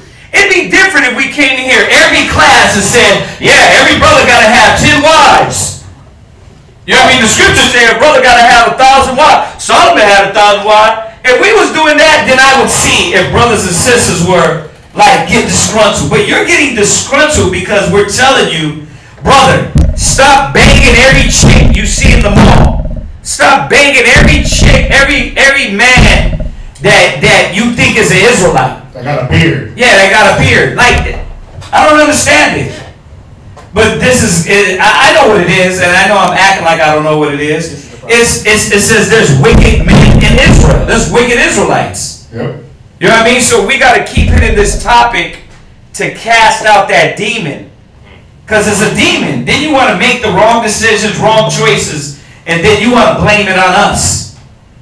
See, that's why her counsel with y'all. I bet you right now. Stop. The brothers and sisters online that just watch us online, they can tell y'all how many of these different angle classes we went over to tell you brothers the same thing. I bet you online they can tell us. In the last year we went over like how many classes to deal with this mentality, this mind state. But you got a lot of brothers still got that curse. You got a lot of sisters that still got that curse mentality, and they don't want to listen. Well, it's always the one. I said it earlier, man. It's always the ones that want to hang their hat on Sabbath, fringes, beard. Oh yeah, And guess what? I'm doing those, so I don't need y'all. Right. I'm going through something. I can have my whole life can be in torment. Yeah. I don't know how to deal with myself, my mind, my spirit, my wife, my kids. I don't know how to be the 2 Timothy's, the bishop. I don't know how to deal with my own household, but I swear I follow the law. And this is the problem. I'm catching it for righteous sake. Jump back to the Ephesians. Look. Jump back to Ephesians real quick. Ephesians chapter 5, verse 26. Yeah. That he might sanctify. That he might what? Sanctify. Yeah, and it's beautiful. Listen, this definition is sanctified because even, like you said, I'm only going to be here on the Sabbath. You don't want to go through the process yourself of being sanctified. And that takes more than just one day, just like an athlete. They do 7 days a week. They train 3 times a day. You come 1 day a week. You come around brothers 1 day a week, think you're going to be strong. But sanctified, the definition, it says to cleanse from corruption. To do what? Cleanse from corruption. Christ did what to the church? Cleanse from corruption. You're supposed to do what with your wife? To cleanse from corruption. But how do you know her corruptness? How do you know her level of corruption if you just lay with her after a week of meeting her. You never, and then, let me say this too, because I keep saying that, right? What if you took a couple of months, but you never really hit the issues that she was dealing with? Right. Because all you did was, we're drinking, we're partying, we're eating. All I'm using her for is to cater to my flesh. and I'm appeasing my appetites through her. She's taking me to the movies. We're going out to eat. We're just hanging out. We're just hangout buddies, right? Oh, we just talking. Like Esau, man. You on that Tinder mentality. Right. You on that Facebook Messenger mentality. That Instagram Messenger. We just talk. At the bar eating peanuts and beer. Yeah, we just talking. But what are you talking about? Are you sanctifying our mind? Because Yahweh Shai was hitting the issues. Right. Paul, when he was dealing with the churches, was he dancing around issues when he was like, listen, I heard that y'all are committing adultery and sleeping with your father's wife? He was banging them issues, right? He wasn't dancing around it. But brothers dance around the issues like, no, I don't want to hit that topic because it might scare her away. I don't want to talk about that part of the Bible because she ain't going to be around next week. Or I ain't going to go so deep with her because I only want one thing. I just want to hit it anyway.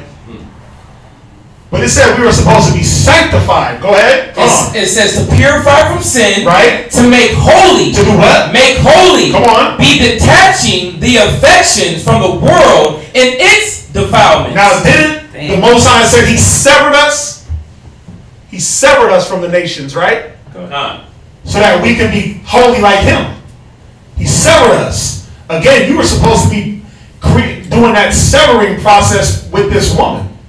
The way the Most High severed you from the world and from the thought process of the world, you were supposed to sever this woman through the wisdom, through the spirit. What else you got? And it says, in exacting them to a supreme love to the Most High. You were supposed to be putting a standard. You were supposed, Yahweh Shai put us, the church, under a standard. The whole scriptures, all the law, Corinthians 11, God, Christ, man, woman, child, standards. Right. Things to look forward to, things to be measured by. But see, y'all, the only way some brothers measure their woman is, can she cook right? Right. For me. Can she cook for me? Can she clean? Right. That's it. My daughter knows how to clean and cook. Like, that's what you measure a wife by? Come on, man. It's so much more. Read on in the scriptures.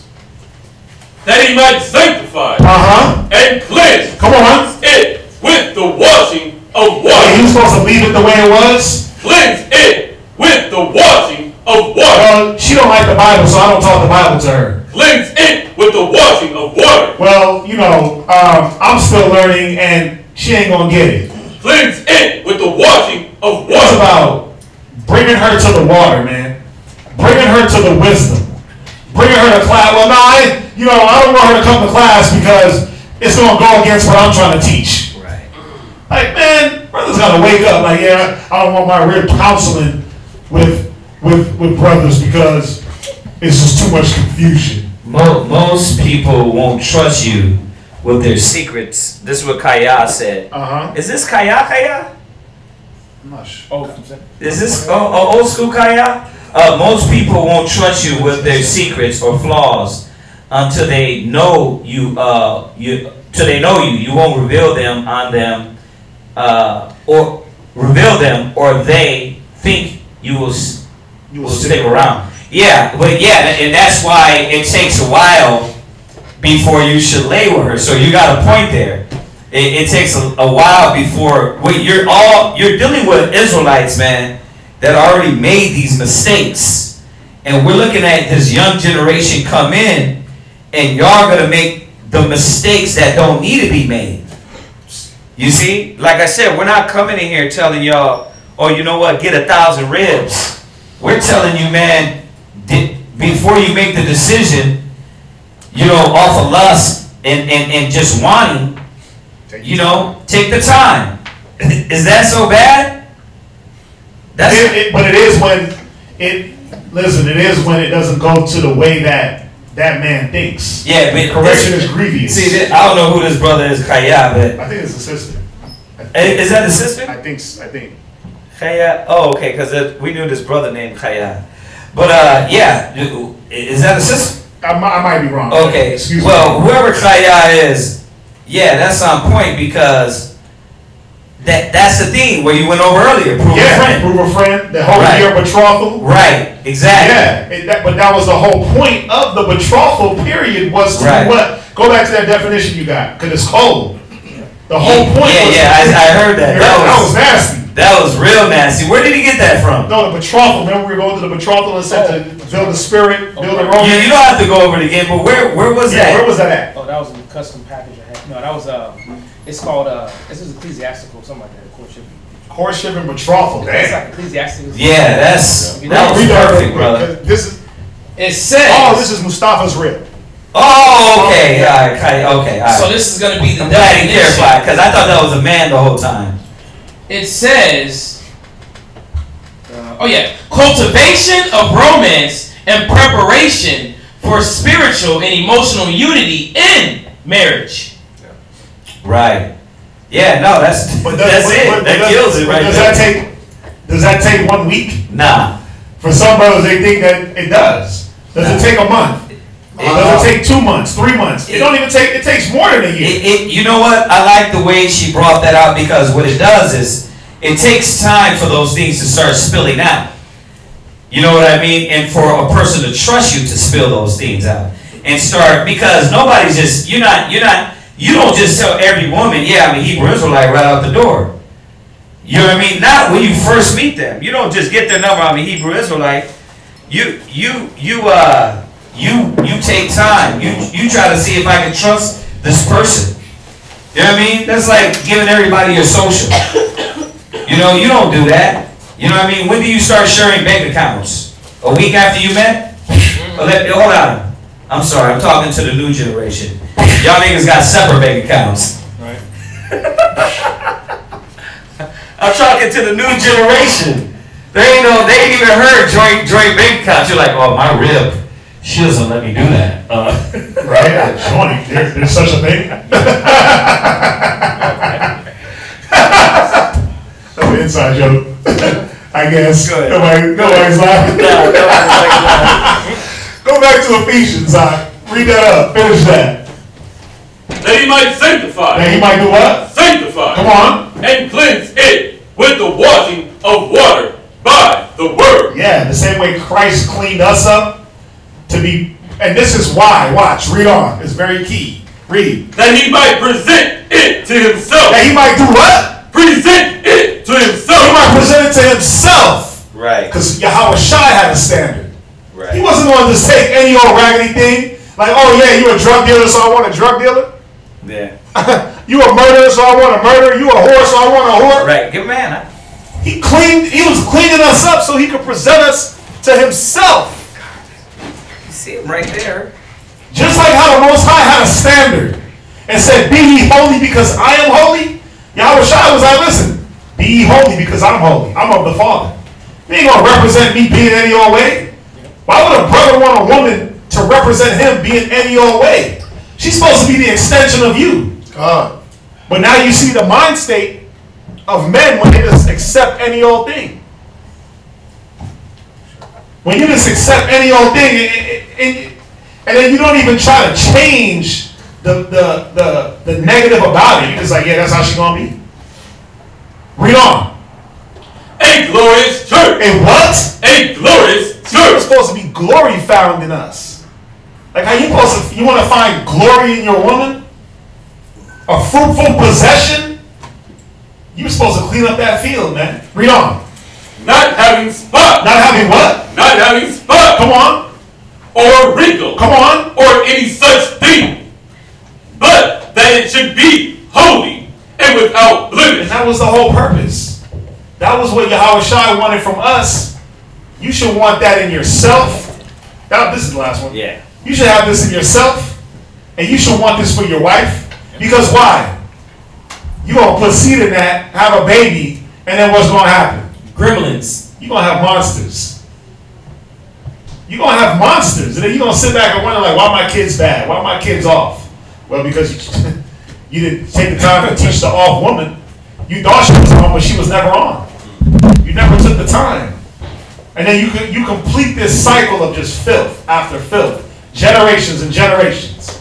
And we back into curses. Is there any questions on that? No. There's not. Any questions? No, just agreeing. Yes, sir. Any questions in here? Love.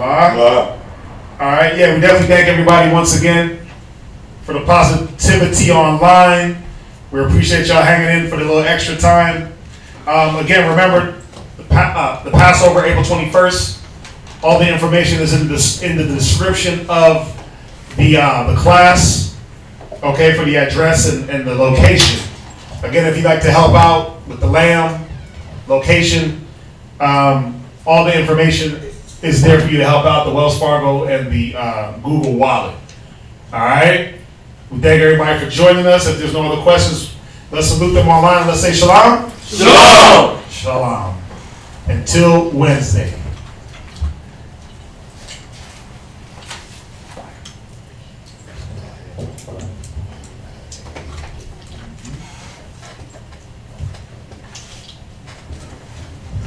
Everybody, let's rise and face the east.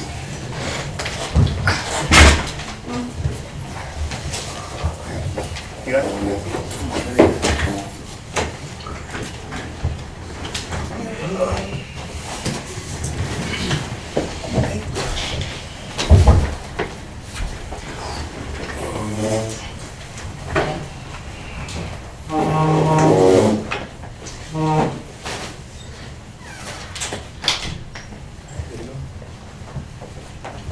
I'm just waiting to catch up.